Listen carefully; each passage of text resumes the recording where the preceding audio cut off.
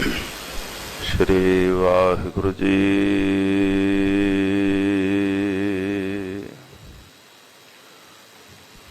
गुरु नानक पद पंकज बंदन पद सिमरो अंगद दुख निग गुर अमरदास हिर हिरदय नित त्या श्री गुरु रामदास गुण गावो गुर अर्जन विघ्नन के नासक विघ्नन के हर गोबिंद शुभ सुमत प्रकाश श्री हर राय नमो कर नमो कर जो श्री हर कृष्ण मनाए बहो तेग बहादुर परम कृपाला जी परम कृपा श्री गुरु गोबिंद सिंह बेसा तरो तरा पर पुन पुन सीसा जी पुन पुन सीसा बंदा बार बार जगदीसा एक अंकार सतगुरु तेह प्रसाद सच होए। वाहिगुरु जी की फतेह है विघ्न विनाशन सोए। जिस मह अमृत ज्ञान है माणक भगत वैराग गुरु ग्रंथ साहिब उद्धत बंदों कर अनुराग गुरु ग्रंथ साहिब उद्धत बंदों कर अनुराग। सतनाम श्री वाहिगुरु साहिब जीओ। चौपाई जग्गा सतगुर के टिग आयो कर दर्शन को शीस निवायो।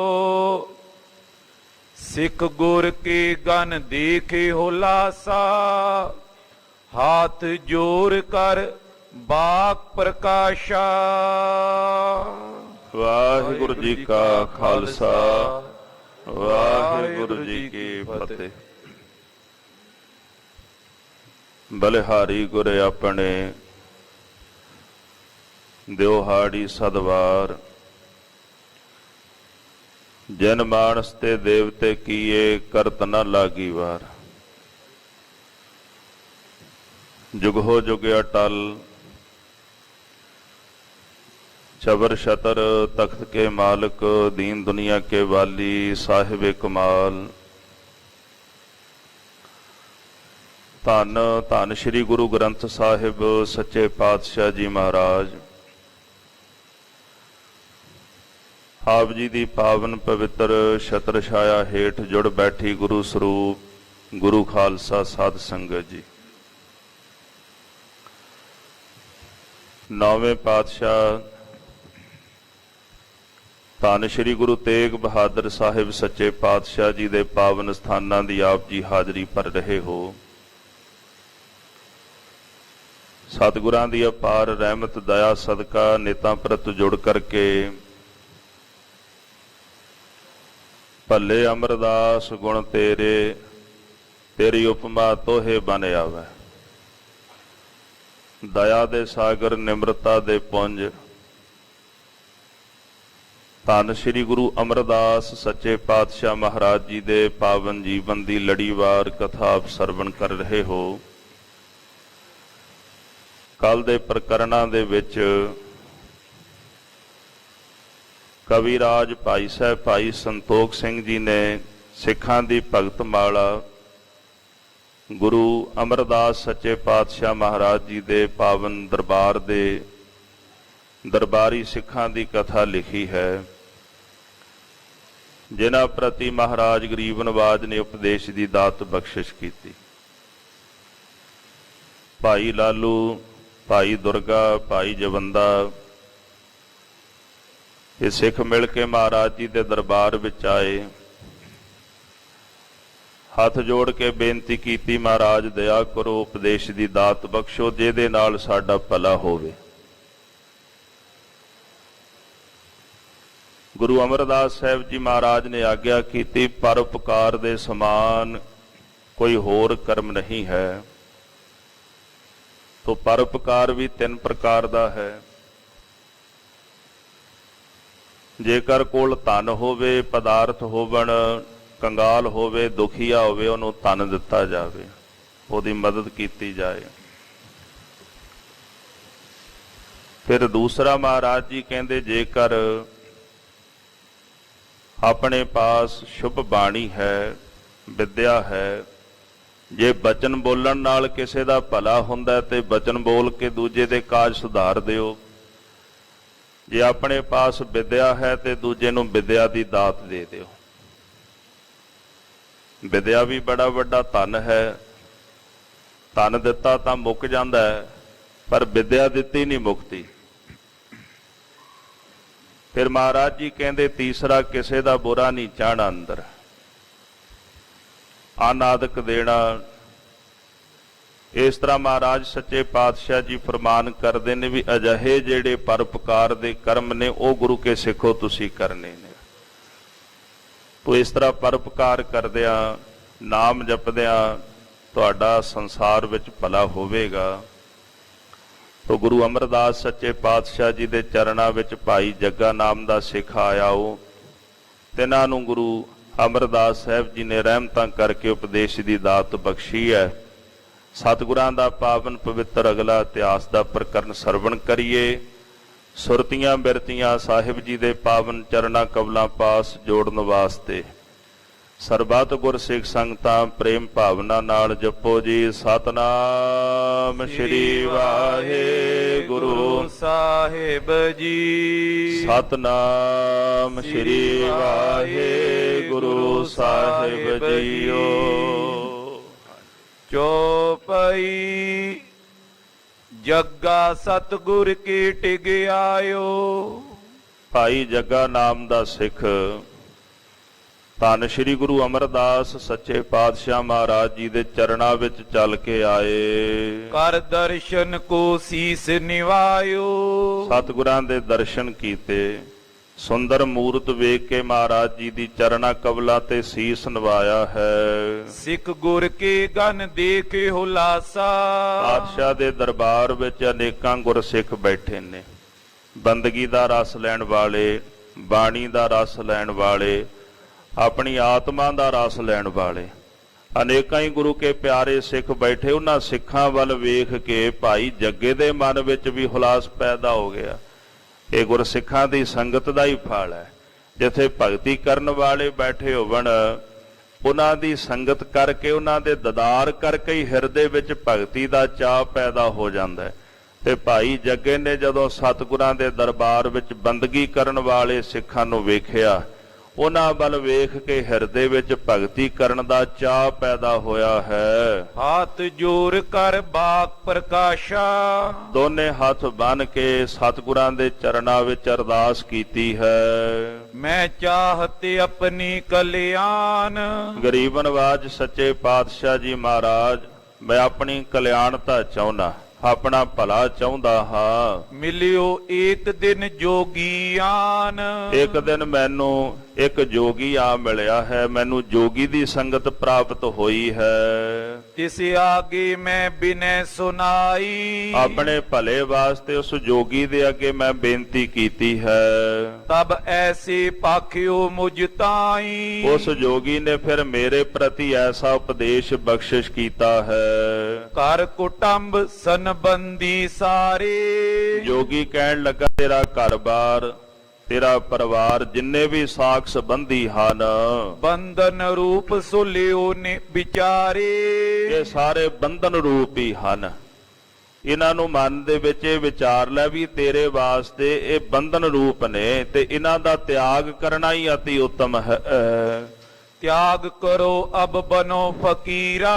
ਇਹਨਾਂ ਸਾਰਿਆਂ ਦਾ ਤਿਆਗ ਕਰਕੇ ਹੁਣ ਤੂੰ ਫਕੀਰ ਬਣ ਜਾ। ਪੁਨ ਆਵੋ ਚਲ ਹਮਰੇ ਤੀਰ।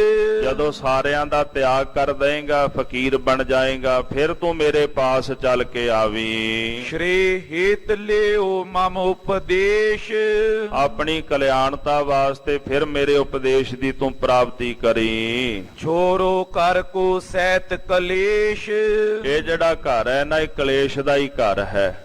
ਜਿਸ ਘਰ ਵਿੱਚ ਰਹਿੰਦੇ ਆ, ਇਹ ਕਲੇਸ਼ ਦਾ ਹੀ ਘਰ ਹੈ ਤੇ ਘਰ ਹੀ ਛੱਡ ਦੇ। ਘਰ ਛੱਡੇਗਾ ਤੇ ਤੇਰੇ ਕਲੇਸ਼ ਵੀ ਆਪਣੇ ਆਪ ਹੀ ਛੁੱਟ ਜਾਣਗੇ। ਰਾਵਰ ਨਿਕਟ ਚਉ ਮੈਂ ਪੁੱਛਾ। ਸਤਿਗੁਰੂ ਗਰੀਬ ਨਵਾਜ, ਮੈਂ ਆਪ ਜੀ ਦੇ ਚਰਨਾਂ ਵਿੱਚ ਆਇਆ, ਕਿਉਂਕਿ ਜਿਹੜੇ ਜਗਿਆਸੂ ਹੋਵਣ, ਜਿਨ੍ਹਾਂ ਦੇ ਅੰਦਰ ਕੁਝ ਜਾਣਨ ਦੀ, ਕੁਝ ਪ੍ਰਾਪਤ ਕਰਨ ਦੀ ਲਾਲਸਾ ਹੁੰਦੀ ਹੈ, ਉਹ ਜਾ ਕੇ ਗੁਰਮੁਖਾਂ ਦੀ ਸੰਗਤ ਵਿੱਚ ਬਹਿੰਦੇ ਨੇ ਤੇ ਆਪਣੀ ਕਲਿਆਣਤਾ ਲਈ, ਆਪਣੇ ਭਲੇ ਲਈ ਪੁੱਛਦੇ ਰਹਿੰਦੇ ਨੇ।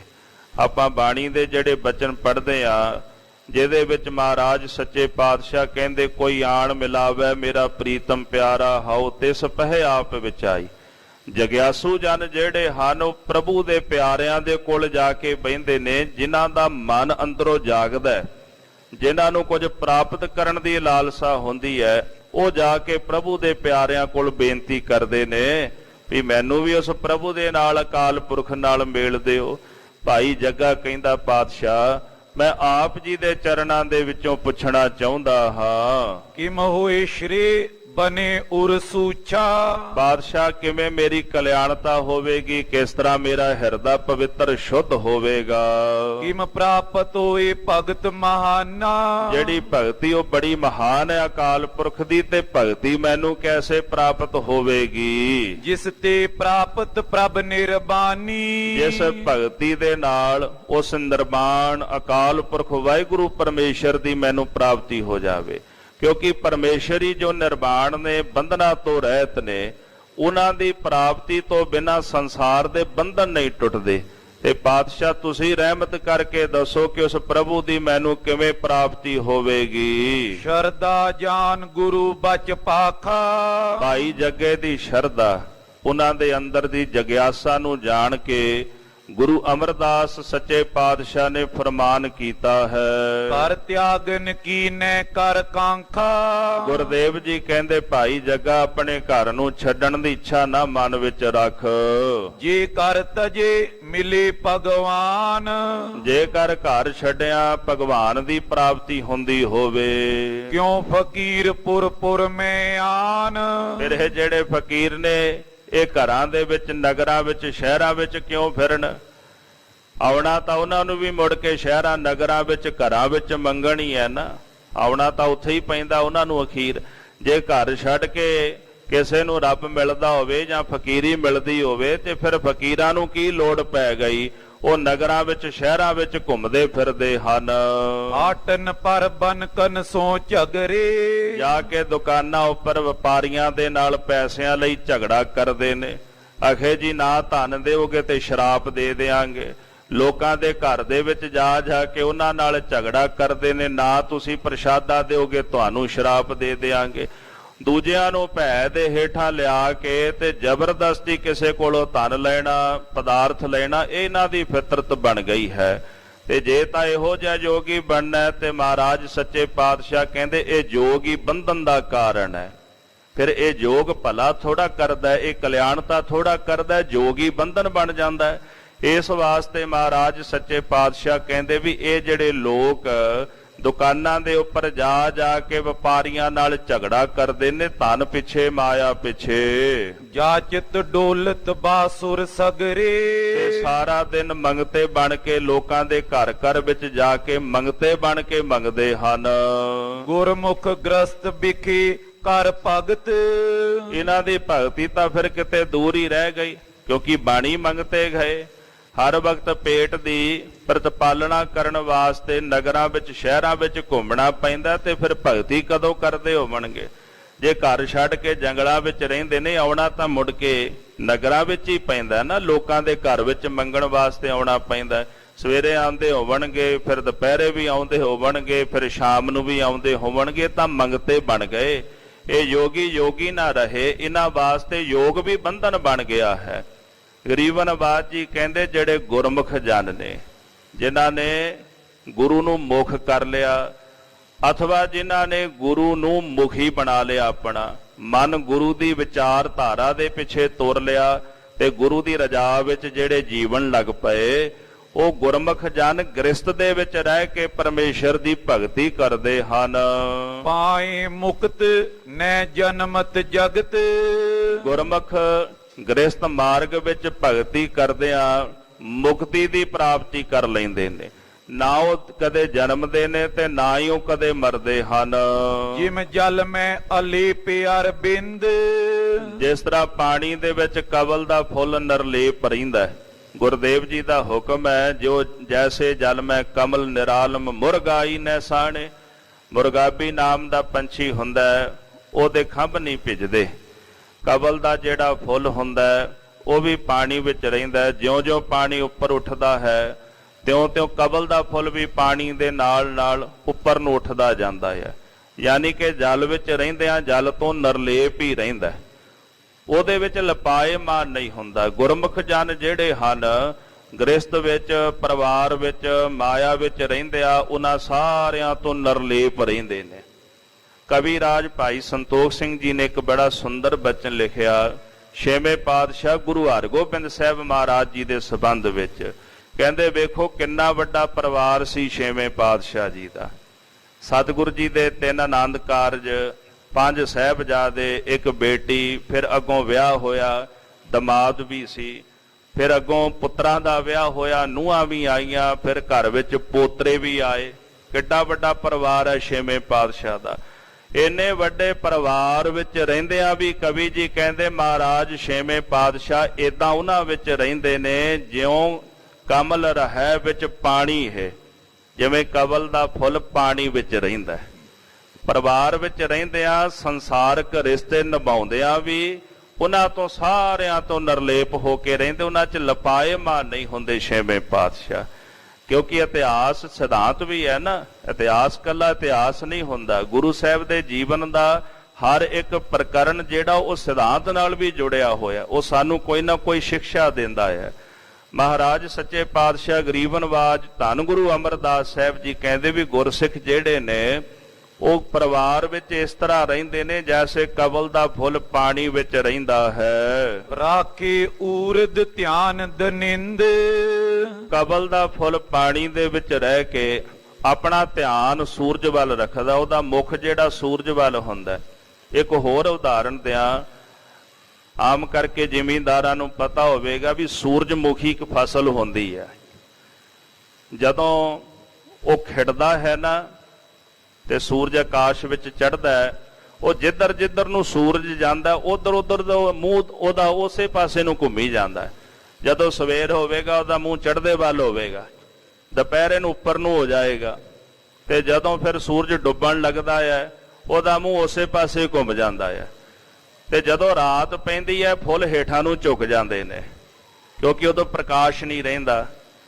ਇਸੇ ਤਰ੍ਹਾਂ ਗੁਰਮੁਖ ਜਿਹੜੇ ਨੇ, ਜੈਸੇ ਸੂਰਜਮੁਖੀ ਦਾ ਫੁੱਲ ਉੱਠੇ ਪੈਰ ਧਿਆਨ ਸੂਰਜ ਵੱਲ ਰੱਖਦਾ ਹੈ, ਗੁਰਮੁਖਾਂ ਦਾ ਧਿਆਨ ਵੀ ਇਸੇ ਤਰ੍ਹਾਂ ਉੱਪਰ ਬ੍ਰਹਮ ਵਿੱਚ ਹੀ ਰਹਿੰਦਾ। ਸਰੀਰ ਪਰਿਵਾਰ ਵਿੱਚ, ਸੰਸਾਰ ਵਿੱਚ, ਤੇ ਸੁਰਤ ਜਿਹੜੀ ਧਿਆਨ ਜਿਹੜਾ ਉਹ ਨਿਰੰਕਾਰ ਦੇ ਵਿੱਚ। ਤੇ ਮਹਾਰਾਜ ਸੱਚੇ ਪਾਤਸ਼ਾਹ ਜੀ ਕਹਿੰਦੇ ਨੇ ਵੀ ਜੈਸੇ ਕਵਲ ਦਾ ਫੁੱਲ ਉਹ ਵੀ ਪਾਣੀ ਤੋਂ ਉੱਪਰ ਉੱਠ ਕੇ ਧਿਆਨ ਸੂਰਜ ਵਿੱਚ ਰੱਖਦਾ ਹੈ, ਇਸੇ ਤਰ੍ਹਾਂ ਗੁਰਮੁਖ ਜਨ ਵੀ ਆਪਣਾ ਧਿਆਨ ਪਰਮੇਸ਼ਰ ਵਿੱਚ ਰੱਖਦੇ ਹਨ। ਤਿਮ ਗੁਰ ਸਿੱਖ ਕਿਰਤ ਕੋ ਕਰਤੇ ਤੈਸੇ ਗੁਰੂ ਕੇ ਸਿੱਖ ਨਿਤਾ ਪ੍ਰਤੀ ਆਪਣੀ ਕਿਰਤ ਕਰਦੇ ਹਨ। ਦੀ ਕਰ ਸਤ ਸੰਗਤ ਪੁੰਨ ਵਰਤੇ ਸਭ ਤੋਂ ਪਹਿਲਾਂ ਆਪਣੀ ਕਿਰਤ ਕਮਾਈ ਵਿੱਚੋਂ ਸਤ ਸੰਗਤ ਨੂੰ, ਗੁਰਸਿੱਖਾਂ ਨੂੰ, ਲੋੜਵੰਦਾਂ ਨੂੰ ਭੋਜਨ ਛਕਾਉਂਦੇ ਨੇ। ਭਾਈ ਗੁਰਦਾਸ ਜੀ ਦਾ ਕਥਨ ਹੈ, ਪਹਿਲਾਂ ਗੁਰਸਿੱਖਾਂ ਦੇ ਕਰ ਪਿੱਛੋਂ ਬਚਿਆ ਆਪ ਛਕਾਵੇ। ਪਹਿਲਾਂ ਗੁਰੂ ਕੇ ਸਿੱਖਾਂ ਨੂੰ ਭੇਟ ਕਰਦਾ, ਜੋ ਕੁਝ ਹੁੰਦਾ ਹੈ ਅਰਪਣ ਕਰ ਦਿੰਦਾ ਸਿੱਖਾਂ ਨੂੰ। ਜੇਕਰ ਕੁਝ ਬਚ ਜਾਂਦਾ ਤੇ ਫਿਰ ਆਪ ਛਕ ਲੈਂਦਾ ਹੈ। ਹੋਏ ਫਕੀਰ ਜਾਚਿਤ ਜਬ ਖਾਏ। ਬਾਦਸ਼ਾਹ ਕਹਿੰਦੇ ਗ੍ਰਸਤੀ ਹੱਥੀਂ ਕਿਰਤ ਕਰਦਾ ਤੇ ਕਿਰਤ ਕਰਕੇ ਖਾਂਦਾ ਤੇ ਦੂਜਿਆਂ ਨੂੰ ਵੀ ਕੁਝ ਨਾ ਕੁਝ ਦਿੰਦਾ ਹੈ। ਪਰ ਜਿਹੜਾ ਫਕੀਰ ਬਣ ਜਾਂਦਾ ਹੈ ਉਹ ਹੱਥੀਂ ਤਾਂ ਕੁਝ ਨਹੀਂ ਨਾ ਕਰਦਾ, ਨਖੱਟੂ ਹੋ ਜਾਂਦਾ, ਨਿਕੰਮਾ ਹੋ ਜਾਂਦਾ, ਕੰਮਕਾਰ ਤੋਂ ਵੀ ਜਾਂਦਾ ਹੈ ਤੇ ਫਿਰ ਲੋਕਾਂ ਦੇ ਘਰ ਦੇ ਵਿੱਚ ਆ ਕਰਕੇ ਮੰਗ ਮੰਗ ਕੇ ਖਾਂਦਾ ਹੈ। ਜਪ ਤਪ ਨਿਜ ਕਾਟੋ ਤਬ ਪਾਏ। ਉਦੋਂ ਫਿਰ ਉਹਦੇ ਜਪ ਤਪ ਦੇ ਵਿੱਚ ਘਾਟਾ ਪੈਣਾ ਸ਼ੁਰੂ ਹੋ ਜਾਂਦਾ। ਜਦੋਂ ਕੋਈ ਫਕੀਰ ਜਪ ਤਪ ਕਰਕੇ ਕਿਸੇ ਕੋਲੋਂ ਕੁਝ ਮੰਗ ਕੇ ਖਾਂਦਾ ਹੈ ਤੇ ਫਿਰ ਪਰਮੇਸ਼ਰ ਉਹਦੇ ਜਪ ਤਪ ਦੇ ਵਿੱਚ ਘਾਟਾ ਪਾਣਾ ਸ਼ੁਰੂ ਕਰ ਦਿੰਦਾ, ਕਿਉਂਕਿ ਉਹਦਾ ਫਲ ਗ੍ਰਸਤੀਆਂ ਨੂੰ ਦੇ ਦਿੰਦਾ ਹੈ। ਜਿਹਨੇ ਸੇਵਾ ਕੀਤੀ, ਸੇਵਾ ਕਰਕੇ ਉਹ ਫਲ ਲੈ ਗਿਆ ਨਾ, ਤੇ ਫਿਰ ਘਾਟਾ ਕਿਹਨੂੰ ਪਿਆ? ਜਿਹਨੇ ਪ੍ਰਸ਼ਾਦਾ ਮੰਗ ਕੇ ਛਕਿਆ। ਮਹਾਰਾਜ ਕਹਿੰਦੇ ਫਿਰ ਇਹੋ ਜੀ ਫਕੀਰੀ ਦਾ ਫਾਇਦਾ ਵੀ ਕੀ ਹੈ? ਗ੍ਰਸਤੀਆਂ ਦੇ ਘਰ ਦੇ ਵਿੱਚੋਂ ਮੰਗੋ, ਜਪ ਤਪ ਵੀ ਕਰੋ ਤੇ ਜਪ ਤਪ ਵਿੱਚ ਘਾਟਾ ਵੀ ਫਿਰ ਪੈਂਦਾ ਹੈ। ਸੇਵਾ ਕਰੇ ਲਹੇ ਸੋ ਤਿਸ ਤੇ। ਜਿਹੜੇ ਸੇਵਾ ਕਰਨ ਵਾਲੇ ਨੇ ਉਹ ਇਹਨਾਂ ਫਕੀਰਾਂ ਦੀ ਸੇਵਾ ਕਰਕੇ ਸੇਵਾ ਦਾ ਫਲ ਉਹਨਾਂ ਤੋਂ ਲੈ ਲੈਂਦੇ ਹਨ। ਖਾਨ ਪਾਨ ਨਿਤ ਕਰ ਤੋ ਜਿਸ ਤੇ। ਜਿਨ੍ਹਾਂ ਦੇ ਕੋਲੋਂ ਨੇਤਾ ਪ੍ਰਤੀ ਇਹ ਖਾਨ ਪਾਨ ਕਰਦੇ ਨੇ, ਪਰਮੇਸ਼ਰ ਇਹਨਾਂ ਦੇ ਜਪ ਤਪ ਵਿੱਚੋਂ ਫਲ ਕੱਢ ਕੇ ਉਹਨਾਂ ਨੂੰ ਬਖਸ਼ਿਸ਼ ਕਰ ਦਿੰਦਾ ਹੈ। ਗ੍ਰਸਤੀ ਆਪਣੋ ਪੁੰਨ ਨਾ ਦੇਤ। ਪਰ ਜਿਹੜਾ ਗ੍ਰਸਤੀ ਹੈ ਉਹ ਕਦੇ ਆਪਣੇ ਪੁੰਨ ਨਹੀਂ ਦਿੰਦਾ। ਜੇ ਜਪ ਤਪ ਕਰਦਾ ਉਹਦੇ ਜਪ ਤਪ 'ਚ ਘਾਟਾ ਨਹੀਂ ਪੈਂਦਾ, ਜੇ ਉਹ ਪੁੰਨ ਕਰਦਾ ਉਹਦੇ ਪੁੰਨ ਵਿੱਚ ਵੀ ਘਾਟਾ ਨਹੀਂ ਪੈਂਦਾ। ਸੇਵਾ ਠਾਨ ਅਪਰ ਤੇ ਲੇਤ। ਬਲਕਿ ਉਹ ਦੂਜਿਆਂ ਦੀ ਸੇਵਾ ਕਰਕੇ ਦੂਜਿਆਂ ਕੋਲੋਂ ਵੀ ਜਪ ਤਪ ਲੈ ਲੈਂਦਾ। ਆਪਣੇ ਪੁੰਨ, ਆਪਣਾ ਜਪ ਤਪ ਕਿਸੇ ਨੂੰ ਦਿੰਦਾ ਨਹੀਂ ਤੇ ਦੂਜਿਆਂ ਦੀ ਸੇਵਾ ਕਰਕੇ ਦੂਜਿਆਂ ਕੋਲੋਂ ਵੀ ਜਪ ਤਪ ਪ੍ਰਾਪਤ ਕਰ ਲੈਂਦਾ ਹੈ। ਜਥਾ ਤੇਨ ਕੋ ਘਾਸ ਖੁਲਾਵੇ। ਗੁਰਦੇਵ ਕਹਿੰਦੇ ਜਿਵੇਂ ਗਊ ਨੂੰ ਕੋਈ ਮਨੁੱਖ ਘਾਹ ਖਵਾਉਂਦਾ ਹੈ, ਤਿਸ ਕੋ ਪਲਟੇ ਪੈ ਪੁੰਨ ਪਾਵੇ। ਤੇ ਘਾਹ ਖਵਾਉਣ ਦੇ ਬਦਲੇ ਉਹਦੇ ਕੋਲੋਂ ਦੁੱਧ ਦੀ ਪ੍ਰਾਪਤੀ ਕਰ ਲੈਂਦਾ ਹੈ। ਤਿਮ ਜੱਗਾ ਲਿਓ ਸਮਝ ਵਿਸਾਲ। ਬਾਦਸ਼ਾਹ ਕਹਿੰਦੇ ਭਾਈ ਜੱਗਾ ਇਸੇ ਤਰ੍ਹਾਂ ਹੀ ਸਮਝ ਲੈ ਕਿ ਹੁਣ ਗਊ ਨੂੰ ਘਾਹ ਖਵਾਣਾ ਤੇ ਬਦਲੇ 'ਚ ਦੁੱਧ ਲੈ ਲੈਣਾ, ਅੰਮ੍ਰਿਤ ਲੈ ਲੈਣਾ ਉਹਦੇ ਕੋਲੋਂ। ਤੇ ਘਾਹ ਜਿਹੜਾ ਉਹ ਤਾਂ ਕਿਤੋਂ ਵੀ ਮਿਲ ਜਾਂਦਾ, ਉਹ ਕਿਹੜਾ ਮੁੱਲ ਖਰੀਦਣਾ ਪੈਂਦਾ। ਥੋੜੀ ਜਿਹੀ ਮਸ਼ੱਕਤ ਕਰਕੇ ਘਾਹ ਵੱਢਣਾ ਪੈਂਦਾ ਤੇ ਗਊ ਨੂੰ ਘਾਹ ਪਾ ਦਿੰਦੇ, ਉਹ ਖੁਸ਼ ਹੋ ਜਾਂਦੀ ਹੈ, ਉਹ ਦੁੱਧ ਦਿੰਦੀ ਬਦਲੇ ਦੇ ਵਿੱਚ। ਜਿਹੜੇ ਗ੍ਰਸਤੀ ਨੇ ਇਸੇ ਤਰ੍ਹਾਂ ਹੀ ਉਹ ਸੇਵਾ ਕਰਦੇ ਨੇ, ਕਿਰਤ ਕਰਦੇ ਨੇ, ਕਿਰਤ ਕਰਕੇ ਵੰਡ ਕੇ ਛਕਦੇ ਨੇ ਤੇ ਉਹਨਾਂ ਨੂੰ ਆਪਣੇ ਪੱਲਿਓਂ ਕੁਝ ਨਹੀਂ ਦੇਣਾ ਪੈਂਦਾ। ਗਊ ਦਾ ਦੁੱਧ ਵੀ ਲੈ ਲਿਆ ਤੇ ਘਾਹ ਖਵਾ ਕੇ ਅੰਮ੍ਰਿਤ ਵੀ ਪ੍ਰਾਪਤ ਹੋ ਗਿਆ ਤੇ ਮੁਸ਼ੱਕਤ ਵੀ ਨਹੀਂ ਕਰਨੀ ਪਈ ਤੇ ਕੋਲੋਂ ਵੀ ਕੁਝ ਨਹੀਂ ਗਿਆ। ਇਸੇ ਤਰ੍ਹਾਂ ਗ੍ਰਸਤੀ ਸੇਵਾ ਕਰਕੇ ਸਾਰਾ ਕੁਝ ਪ੍ਰਾਪਤ ਕਰ ਲੈਂਦਾ ਤੇ ਉਹਨੂੰ ਪੱਲਿਓਂ ਵੀ ਕੁਝ ਨਹੀਂ ਦੇਣਾ ਪੈਂਦਾ। ਗ੍ਰਸਤ ਧਰਮ ਮੁਖ ਹੈ ਕਲਿਕਾਲ। ਕਲਯੁਗ ਦੇ ਸਮੇਂ ਦੇ ਵਿੱਚ ਗ੍ਰਸਤੀਆਂ ਦਾ ਜਿਹੜਾ ਧਰਮ ਹੈ, ਇਹ ਗ੍ਰਸਤ ਮਾਰਗ ਜਿਹੜਾ ਹੈ, ਇਹ ਸਭ ਤੋਂ ਸ਼੍ਰੋਮਣੀ ਹੈ। ਭਾਈ ਸਾਹਿਬ ਭਾਈ ਗੁਰਦਾਸ ਸਾਹਿਬ ਜੀ ਦਾ ਵੀ ਕਥਨ ਹੈ, ਸਰਬ ਧਰਮ ਹੈ ਗ੍ਰਸਤ ਪ੍ਰਧਾਨ ਹੈ। ਉਹ ਕਹਿੰਦੇ ਸਾਰੇ ਧਰਮਾਂ ਵਿੱਚੋਂ ਜਿਹੜਾ ਗ੍ਰਸਤ ਧਰਮ ਹੈ ਇਹ ਪ੍ਰਧਾਨ ਮੁੱਖ ਹੈ। ਮੁੱਖ ਇਸ ਵਾਸਤੇ ਹੈ ਕਿ ਸਰੀਰ ਵਿੱਚ, ਪਰਿਵਾਰ ਵਿੱਚ, ਸੰਸਾਰ ਵਿੱਚ ਰਹਿੰਦਿਆਂ ਕਿਰਤ ਕਰਦਿਆਂ ਵੀ ਪਰਮੇਸ਼ਰ ਦੀ ਭਗਤੀ ਕੀਤੀ ਜਾ ਸਕਦੀ, ਨਾਮ ਜਪਿਆ ਜਾ ਸਕਦਾ ਹੈ। ਤਨ ਤੇ ਕ੍ਰਿਤ ਕਰੋ ਸੰਤ ਸੇਵਾ। ਆਪਣੇ ਤਨ ਦੇ ਨਾਲ ਕਿਰਤ ਵਿਰਤ ਆਪਣੀ ਕਰੋ, ਫਿਰ ਹੱਥਾਂ ਦੇ ਨਾਲ ਸੰਤ ਜਨਾਂ ਦੀ, ਗੁਰਸਿੱਖਾਂ ਦੀ ਸੇਵਾ ਕਰੋ। ਮਨ ਤੇ ਭਗਤ ਕਰੋ ਹਰ ਦੇਵਾ। ਤੇ ਮਨ ਕਰਕੇ ਹਰੀ ਅਕਾਲ ਪੁਰਖ ਦੀ ਭਗਤੀ ਕਰੋ। ਤਨ ਕਰਕੇ ਵੀ ਸੇਵਾ ਕਰਨੀ ਹੈ, ਕਿਰਤ ਕਰਨੀ ਹੈ, ਮਨ ਕਰਕੇ ਭਗਤੀ ਕਰਨੀ ਹੈ। ਅਰਥਾਤ ਕਿ ਜਦੋਂ ਭਗਤੀ ਕਰਨੀ ਹੋਵੇ ਮਨ ਭਗਤੀ ਵਿੱਚ ਹੋਵੇ, ਕਥਾ ਸੁਣਨੀ ਹੈ ਮਨ ਕਥਾ ਵਿੱਚ ਹੋਵੇ, ਕੀਰਤਨ ਸੁਣਨਾ ਹੈ ਮਨ ਕੀਰਤਨ ਵਿੱਚ ਹੋਵੇ, ਤੇ ਰੂਪ ਹੋ ਜਾਣਾ। ਧਿਆਤਾ ਧਿਆਨ ਤੇ ਤ੍ਰਿਪੁਟੀ ਹੈ, ਤੇ ਰੂਪ ਹੋ ਕੇ ਫਿਰ ਕਲਾ ਵਰਤਦੀ ਹੈ। ਤੇ ਜੇ ਕਥਾ ਕੀਰਤਨ ਗੁਰਬਾਣੀ ਪੜ੍ਹੀ ਜਾਵੇ, ਕਥਾ ਸੁਣੀ ਜਾਵੇ, ਕੀਰਤਨ ਸੁਣਿਆ ਜਾਵੇ ਜਾਂ ਕੀਤਾ ਜਾਵੇ, ਤੇ ਜੇ ਉਹਦੇ ਵਿੱਚ ਮਨ ਹੀ ਨਹੀਂ ਤੇ ਫਿਰ ਸਾਡਾ ਕੀਤਾ ਉਹ ਕਿਵੇਂ ਲੇਖੇ ਪਵੇਗਾ? ਕੀਤਾ ਹੋਇਆ ਕਰਮ ਉਦੋਂ ਹੀ ਲੇਖੇ ਪੈਂਦਾ ਜਦੋਂ ਪੂਰਨ ਤੌਰ ਤੇ ਉਹਦੇ ਵਿੱਚ ਸਾਡਾ ਮਨ ਹੋਵੇ।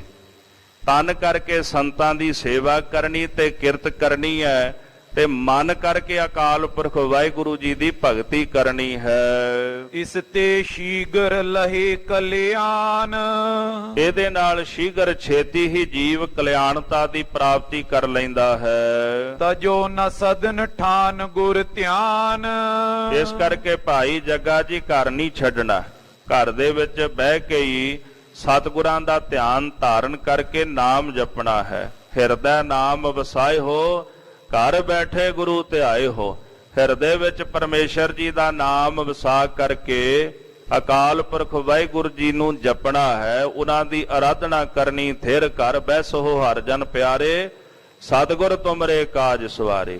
ਇਸ ਤਰ੍ਹਾਂ ਅਕਾਲ ਪੁਰਖ ਦੀ ਆਪਾਂ ਭਗਤੀ ਬੰਦਗੀ ਕਰਨੀ ਹੈ। ਸੁਨ ਕਰ ਸੀਖ ਹਿਰਦੇ ਤਿਨ ਧਾਰੀ, ਧੰਨ ਗੁਰੂ ਅਮਰਦਾਸ ਸੱਚੇ ਪਾਤਸ਼ਾਹ ਜੀ ਦੀ ਪਵਿੱਤਰ ਰਸਨਾ ਤੋਂ ਸਿੱਖਿਆ ਸੁਣ ਕੇ ਭਾਈ ਜੱਗਾ ਨੇ ਆਪਣੇ ਹਿਰਦੇ ਵਿੱਚ ਧਾਰਨ ਕਰ ਲਈ ਹੈ। ਕਿਰਤ ਭਗਤ ਕਰਨੀ ਸੁਖਕਾਰੀ, ਉਹਨਾਂ ਨੂੰ ਸਮਝ ਪੈ ਗਈ ਵੀ ਕਿਰਤ ਕਰਨੀ ਤੇ ਭਗਤੀ ਕਰਨੀ। ਕਿਰਤ ਤੇ ਦੂਜੀ ਕੀਰਤ, ਹੱਥਾਂ ਨਾਲ ਕਿਰਤ ਕਰਨੀ, ਕੰਮਕਾਰ ਕਰਨਾ, ਰਸਨਾ ਕਰਕੇ ਮਨ ਕਰਕੇ ਪ੍ਰਭੂ ਦੀ ਕੀਰਤੀ ਕਰਨੀ। ਗੁਰੂ ਨਾਨਕ ਸਾਹਿਬ ਜੀ ਮਹਾਰਾਜ ਮੋਦੀ ਖਾਨੇ ਦੇ ਵਿੱਚ ਕੀਰਤ ਵੀ ਕਰਦੇ ਨੇ ਤੇ ਕਿਰਤ ਵੀ ਕਰਦੇ ਨੇ। ਜਿਹੜੇ ਤੋਲ ਕੇ ਛਾਪੇ ਦਿੰਦੇ ਨੇ ਉਹ ਤਾਂ ਉਹਨਾਂ ਦੀ ਕਿਰਤ ਹੈ ਨਾ, ਤੇ ਜਿਹੜਾ ਕਹਿਣਾ ਵੀ ਵਾਹਿਗੁਰੂ ਤੇਰਾ ਹੈ ਤੇਰਾ ਹੈ, ਇਹ ਕੀਰਤੀ ਉਹਦੀ। ਕਿਰਤ ਦੇ ਨਾਲ ਕੀਰਤੀ ਵੀ ਚੱਲ ਰਹੀ ਹੈ। ਤੇ ਸਤਿਗੁਰੂ ਜੀ ਹੱਥੀਂ ਆਪਣੇ ਕਰਤਾਰਪੁਰ ਸਾਹਿਬ 7 ਸਾਲ ਗੁਰੂ ਨਾਨਕ ਸਾਹਿਬ ਜੀ ਨੇ ਆਪ ਖੇਤੀ ਕੀਤੀ ਤੇ ਨਾਲੇ ਸਿੱਖਾਂ ਕੋਲੋਂ ਕਰਾਈ। ਇਹ ਸਮਝਾਇਆ ਵੀ ਕਿਰਤ ਵੀ ਕਰੋ, ਨਾਮ ਵੀ ਜਪੋ ਤੇ ਵੰਡ ਕੇ ਵੀ ਛਕੋ। ਇਹਦੇ ਨਾਲ ਫਿਰ ਸੁਖੈਨ ਹੀ ਜਿਹੜੀ ਕਲਿਆਣਤਾ ਦੀ ਉਹ ਪ੍ਰਾਪਤੀ ਹੋ ਜਾਂਦੀ ਹੈ। ਮਹਾਰਾਜ ਜੀ ਇਸ ਕਰਕੇ ਕਹਿੰਦੇ ਨੇ ਵੀ ਕਿਰਤ ਭਗਤ ਕਰਨੀ ਸੁਖਕਾਰੀ। ਇੱਕ ਪਾਸੇ ਕਿਰਤ ਕਰਨੀ ਤੇ ਵਿੱਚ ਹੀ ਉਹਦੇ ਭਗਤੀ ਕਰੀ ਜਾਣੀ, ਇਹ ਸੁੱਖਾਂ ਦੀ ਦਾਤੀ ਹੈ। ਮਾਨ ਪਲੋ ਤਬ ਕਰ ਬੇਲਾਗਾ, ਭਾਈ ਜੱਗਾ ਜੀ ਸਤਿਗੁਰਾਂ ਦੇ ਬਚਨ ਮੰਨ ਕੇ ਕਿਰਤ ਵੀ ਕਰਨ ਲੱਗੇ ਤੇ ਪਰਮੇਸ਼ਰ ਦੀ ਭਗਤੀ ਵੀ ਕਰਨ ਲੱਗੇ ਹਨ। ਗੁਰ ਕੀ ਸੇਵ ਲਗਿਓ ਵੱਡ ਭਾਗਾ, ਵੱਡੇ ਭਾਗਾਂ ਵਾਲਾ ਸਿੱਖ ਮਹਾਰਾਜ ਸੱਚੇ ਪਾਤਸ਼ਾਹ ਜੀ ਦੀ ਸੇਵਾ ਵਿੱਚ ਲੱਗ ਗਿਆ, ਜਿਸ ਸੇਵਾ ਵਿੱਚੋਂ ਸੁਖ ਉਤਪਨ ਹੁੰਦੇ ਨੇ। ਗੁਰ ਸੇਵਾ ਤੇ ਸੁਖ ਉਪਜੈ, ਫਿਰ ਦੁੱਖ ਨਾ ਲੱਗੈ ਆਏ। ਐਸੀ ਗੁਰੂ ਕੀ ਸੇਵਾ, ਐਸੇ ਸੁਖ ਉਹਦੇ ਵਿੱਚੋਂ ਪੈਦਾ ਹੁੰਦੇ ਨੇ ਜਿਸ ਸੇਵਾ ਨੂੰ ਕਰਕੇ ਮੁੜ ਕਿਸੇ ਪ੍ਰਕਾਰ ਦਾ ਦੁੱਖ ਨਹੀਂ ਵਿਆਪਦਾ। ਖਾਨੂ ਅਰ ਮਾਈਆ ਪਿਤ ਪੂਤ, ਭਾਈ ਖਾਨੂ ਜੀ ਤੇ ਭਾਈ ਮਈਆ ਜੀ ਇਹ ਦੋਨੇ ਪਿਤਾ ਪੁੱਤਰ ਹਨ। ਕੀਨੋ ਸਤਿਗੁਰ ਦਰਸ਼ਨ ਪੂਤ, ਆਪਣੀ ਕਲਿਆਣਤਾ ਵਾਸਤੇ ਦੋਨੇ ਜਾਣੇ ਗੁਰੂ ਅਮਰਦਾਸ ਸੱਚੇ ਪਾਤਸ਼ਾਹ ਦੇ ਚਰਨਾਂ ਵਿੱਚ ਆਏ ਤੇ ਗੁਰਦੇਵ ਜੀ ਦੇ ਪਵਿੱਤਰ ਦਰਸ਼ਨ ਇਹਨਾਂ ਨੇ ਪਰਸੇ ਹਨ। ਤੀਸਰ ਮਿਲ ਗੋਵਿੰਦ ਭੰਡਾਰੀ, ਤੇ ਤੀਸਰੇ ਗੁਰਸਿੱਖ ਸਨ ਭਾਈ ਗੋਬਿੰਦ ਜੋ ਜਾਤ ਕਰਕੇ ਭੰਡਾਰੀ ਸਨ। ਬਿਨੇ ਕੀਨ ਹਮ ਸ਼ਰਨ ਤੁਮਾਰੀ, ਦੋਨੇ ਹੱਥ ਜੋੜ ਕੇ ਅਰਦਾਸ ਕੀਤੀ ਗਰੀਬ ਨਵਾਜ, ਅਸੀਂ ਆਪ ਜੀ ਦੀ ਸ਼ਰਨ ਚੱਲ ਕੇ ਆਏ ਹਾਂ। ਐਸੋ ਗੁਣ ਕੀ ਜੇ ਉਪਦੇਸ਼, ਸਾਡੇ ਉੱਪਰ ਰਹਿਮਤਾਂ ਕਰਕੇ ਮਹਾਰਾਜ ਐਸੇ ਗੁਣ ਦਾ ਸਾਨੂੰ ਉਪਦੇਸ਼ ਬਖਸ਼ਿਸ਼ ਕਰੋ। ਜਿਸ ਮੈਂ ਗੁਣ ਹੋਏ ਭਲੇ ਅਸ਼ੇਸ਼, ਐਸਾ ਕੋਈ ਉਪਦੇਸ਼ ਹੋਵੇ ਜਿਹਦੀ ਪ੍ਰਾਪਤੀ ਕਰਕੇ ਮਹਾਰਾਜ ਸਰਬ ਗੁਣਾਂ ਦੀ ਪ੍ਰਾਪਤੀ ਹੋ ਜਾਵੇ। ਕੋਈ ਐਸਾ ਗੁਣ ਬਖਸ਼ੋ, ਐਸਾ ਉਪਦੇਸ਼ ਦਿਓ ਜਿਸ ਇੱਕ ਦੀ ਪ੍ਰਾਪਤੀ ਨਾਲ ਸਾਰਾ ਕੁਝ ਹੀ ਸਾਨੂੰ ਪ੍ਰਾਪਤ ਹੋ ਜਾਵੇ। ਸੁਨ ਸਤਿਗੁਰ ਕਹੇ ਵਿੱਚ ਇਸ ਜਗਤ। ਧੰਨ ਗੁਰੂ ਅਮਰਦਾਸ ਮਹਾਰਾਜ ਜੀ ਨੇ ਸੁਣ ਕੇ ਸਿੱਖਾਂ ਨੂੰ ਉਪਦੇਸ਼ ਬਖਸ਼ਿਸ਼ ਕੀਤਾ ਹੈ। ਸਕਲ ਗੁਣਨ ਕੋ ਗੁਣਹਾਰ ਭਗਤ। ਗੁਰਦੇਵ ਕਹਿੰਦੇ ਇਸ ਜਗਤ ਦੇ ਵਿੱਚ ਸਾਰੇ ਗੁਣਾਂ ਦਾ ਸਰਵੋਤਮ ਗੁਣ ਹਰੀ ਦੀ ਭਗਤੀ ਹੈ। ਹਰੀ ਦੀ ਭਗਤੀ ਵਿੱਚ ਹੀ ਸਾਰੇ ਗੁਣ ਆ ਜਾਂਦੇ। ਜਿਨ੍ਹਾਂ ਨੇ ਭਗਤੀ ਕੀਤੀ ਹੈ ਉਹਨਾਂ ਨੂੰ ਸਰਬ ਗੁਣਾਂ ਦੀ ਪ੍ਰਾਪਤੀ ਹੋ ਜਾਂਦੀ ਹੈ। ਭਗਤ ਕਰਤ ਸਗਰੇ ਗੁਣ ਪਾਵੇ। ਪਰਮੇਸ਼ਰ ਦੀ ਭਗਤੀ ਕਰਦਿਆਂ ਕਰਦਿਆਂ ਸਾਰੇ ਗੁਣਾਂ ਦੀ ਪ੍ਰਾਪਤੀ ਹੋ ਜਾਂਦੀ ਹੈ। ਗੁਣ ਨਿਦਾਨ ਭਗਵਾਨ ਰਿਝਾਵੇ। ਕਿਉਂਕਿ ਭਗਤੀ ਕਰਨ ਵਾਲਾ ਗੁਣਾਂ ਦੇ ਖਜ਼ਾਨੇ ਅਕਾਲ ਪੁਰਖ ਨੂੰ ਰਜਾ ਲੈਂਦਾ ਹੈ। ਗੁਣਾਂ ਦਾ ਸਾਗਰ ਪਰਮੇਸ਼ਰ ਹੈ ਨਾ, ਗੁਣਾਂ ਦਾ ਨਿਧਾਨ ਅਕਾਲ ਪੁਰਖ ਹੈ ਤੇ ਭਗਤੀ ਕਰਨ ਵਾਲਿਆਂ ਨੇ ਉਹਨੂੰ ਹੀ ਪ੍ਰਸੰਨ ਕਰ ਲਿਆ ਜਿਹੜਾ ਗੁਣਾਂ ਦਾ ਸਾਗਰ ਹੈ। ਤੇ ਜਿਨ੍ਹਾਂ ਨੂੰ ਗੁਣਾਂ ਦੇ ਸਾਗਰ ਦੀ ਪ੍ਰਾਪਤੀ ਹੋ ਜਾਏ ਤੇ ਫਿਰ ਉਹਨਾਂ ਨੂੰ ਕਿਸੇ ਗੁਣ ਵਾਸਤੇ ਤਰਸਣਾ ਨਹੀਂ ਪੈਂਦਾ, ਕਿਉਂਕਿ ਉਹਨਾਂ ਦੇ ਹਿਰਦੇ ਦੇ ਵਿੱਚ ਗੁਣਾਂ ਦਾ ਮਾਲਕ ਅਕਾਲ ਪੁਰਖ ਆ ਕੇ ਵਸ ਜਾਂਦਾ ਹੈ। ਗੁਣ ਕਰਤਾ ਜਬਈ ਬਸ ਹੋਏ। ਕਵੀ ਜੀ ਕਹਿੰਦੇ ਜਦੋਂ ਗੁਣਾਂ ਦਾ ਕਰਤਾ ਅਕਾਲ ਪੁਰਖ ਹੀ ਵਸ ਦੇ ਵਿੱਚ ਹੋ ਜਾਂਦਾ ਹੈ, ਦੁਰਲਭ ਗੁਣ ਪੁਨ ਰਹੇ ਨਾ ਕੋਏ। ਫਿਰ ਜਗਤ ਦੇ ਵਿੱਚ ਕੋਈ ਵੀ ਅਜਿਹਾ ਗੁਣ ਨਹੀਂ ਹੁੰਦਾ ਜਿਹੜਾ ਦੁਰਲਭ ਹੋਵੇ, ਅਰਥਾਤ ਜਿਹੜਾ ਪ੍ਰਾਪਤ ਨਾ ਹੋ ਸਕਦਾ ਹੋਵੇ। ਜਦੋਂ ਗੁਣਾਂ ਦਾ ਖਜ਼ਾਨਾ ਅਕਾਲ ਪੁਰਖ ਹੀ ਵਸ ਵਿੱਚ ਆ ਗਿਆ ਤੇ ਉਦੋਂ ਸਰਬ ਗੁਣ ਹਿਰਦੇ ਵਿੱਚ ਨਿਵਾਸ ਕਰ ਲੈਂਦੇ ਹਨ। ਪੂਜਨ ਲਗੇ ਭਗਤ ਕਿਸ ਰੀਤ। ਤਿੰਨੇ ਸਿੱਖਾਂ ਨੇ ਹੱਥ ਜੋੜੇ ਗਰੀਬ ਨਵਾਜ, ਕਿਰਪਾ ਕਰਕੇ ਆਪ ਜੀ ਦੱਸੋ ਵੀ ਭਗਤੀ ਕਿਸ ਰੀਤ ਦੀ ਹੁੰਦੀ ਹੈ। ਕਰੋ ਬਤਾਵਨ ਉਪਜੈ ਪ੍ਰੀਤ। ਕਿਰਪਾ ਕਰਕੇ ਆਪ ਜੀ ਭਗਤੀ ਦੇ ਪ੍ਰਤੀ ਸਾਨੂੰ ਉਪਦੇਸ਼ ਦੱਸੋ, ਭਗਤੀ ਬਾਰੇ ਸਮਝਾਓ ਵੀ ਭਗਤੀ ਕਿਸ ਤਰ੍ਹਾਂ ਦੀ ਹੁੰਦੀ ਹੈ, ਕਿਵੇਂ ਭਗਤੀ ਕਰੀਦੀ ਹੈ, ਜਿਸ ਭਗਤੀ ਦੀ ਪ੍ਰਾਪਤੀ ਕਰਕੇ ਸਾਡੇ ਹਿਰਦੇ ਵਿੱਚ ਵੀ ਪ੍ਰਭੂ ਦੀ ਪ੍ਰੀਤ ਪੈਦਾ ਹੋ ਜਾਵੇ। ਤਬ ਸਤਿਗੁਰ ਨੇ ਕਹਿਓ 부ਝਾਈ।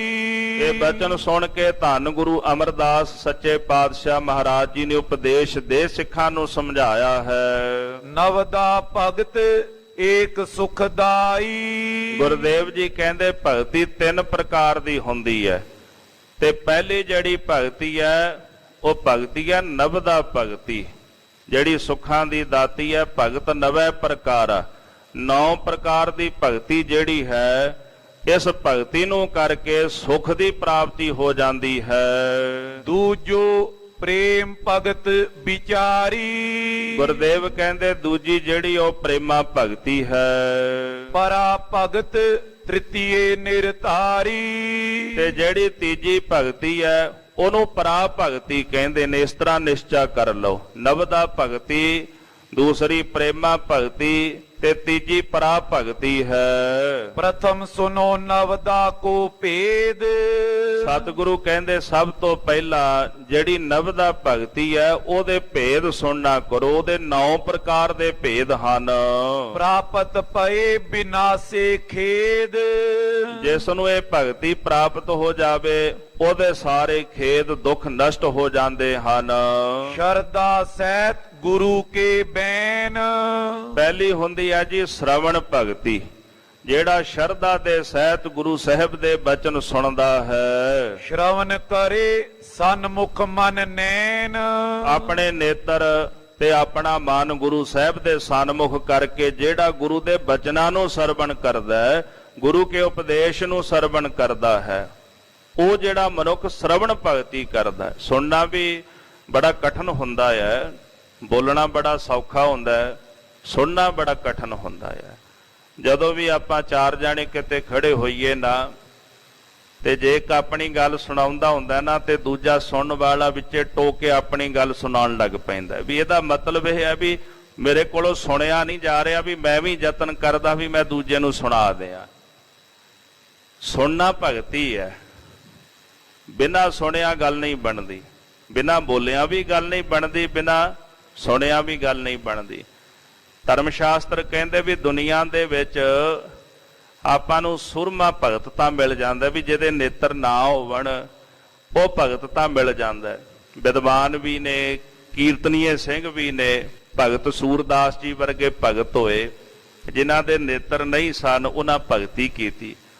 ਪਰ ਕਹਿੰਦੇ ਜਗਤ ਵਿੱਚ ਇੱਕ ਤਾਂ ਜਿਹੜਾ ਰਸਨਾ ਤੋਂ ਬੋਲ ਨਾ ਸਕੇ, ਵੀ ਜਿਹਨੂੰ ਗੂੰਗਾ ਕਹਿ ਦਿੰਦੇ ਆਪਾਂ, ਤੇ ਦੂਜਾ ਜਿਹੜਾ ਕੰਨਾਂ ਰਾਹੀਂ ਸੁਣ ਨਾ ਸਕੇ, ਜਿਹਨੂੰ ਬੋਲਾ ਕਹਿੰਦੇ ਆ। ਵੀ ਇਹ ਦੋ ਤਰ੍ਹਾਂ ਦੇ ਭਗਤ ਅੱਜ ਤੱਕ ਜਗਤ ਵਿੱਚ ਹੋਏ ਹੀ ਨਹੀਂ, ਕਿਉਂਕਿ ਸੰਬੰਧ ਬੋਲ ਕੇ ਤੇ ਸੁਣ ਕੇ ਹੀ ਜੁੜਦਾ ਹੈ। ਜਦੋਂ ਕਰਤੇ ਪੁਰਖ ਦੇ ਨਾਲ ਸੰਬੰਧ ਜੋੜਨਾ ਹੋਵੇ ਤੇ ਪਹਿਲਾਂ ਬੋਲਣਾ ਪੈਂਦਾ, ਫਿਰ ਸੁਣਨਾ ਪੈਂਦਾ। ਮੰਨੋ ਵੀ ਬਾਣੀ ਪੜ੍ਹ ਰਹੇ ਆਪਾਂ, ਤੇ ਬਾਣੀ ਕੇਵਲ ਪੜ੍ਹ ਨਹੀਂ ਰਹੇ, ਉਹ ਸੁਣਨੀ ਵੀ ਪੈਂਦੀ ਹੈ। ਅਕਸਰ ਆਪਾਂ ਯਤਨ ਤਾਂ ਹੀ ਕਰਦੇ ਆ ਵੀ ਬਸ ਪੜ੍ਹ ਲਈਏ, ਵੀ ਮੈਂ ਬਾਣੀ ਪੜ੍ਹ ਰਿਹਾ, ਪਰ ਸਿੱਖ ਨੂੰ ਇਹ ਦੋਨੇ ਕੰਮ ਇੱਕੋ ਵਕਤ ਕਰਨੇ ਚਾਹੀਦੇ ਨੇ। ਵੀ ਜਿੱਥੇ ਬਾਣੀ ਪੜ੍ਹ ਰਹੇ ਹੋਈਏ ਉਥੇ ਬਾਣੀ ਸੁਣਨੀ ਵੀ ਚਾਹੀਦੀ ਹੈ।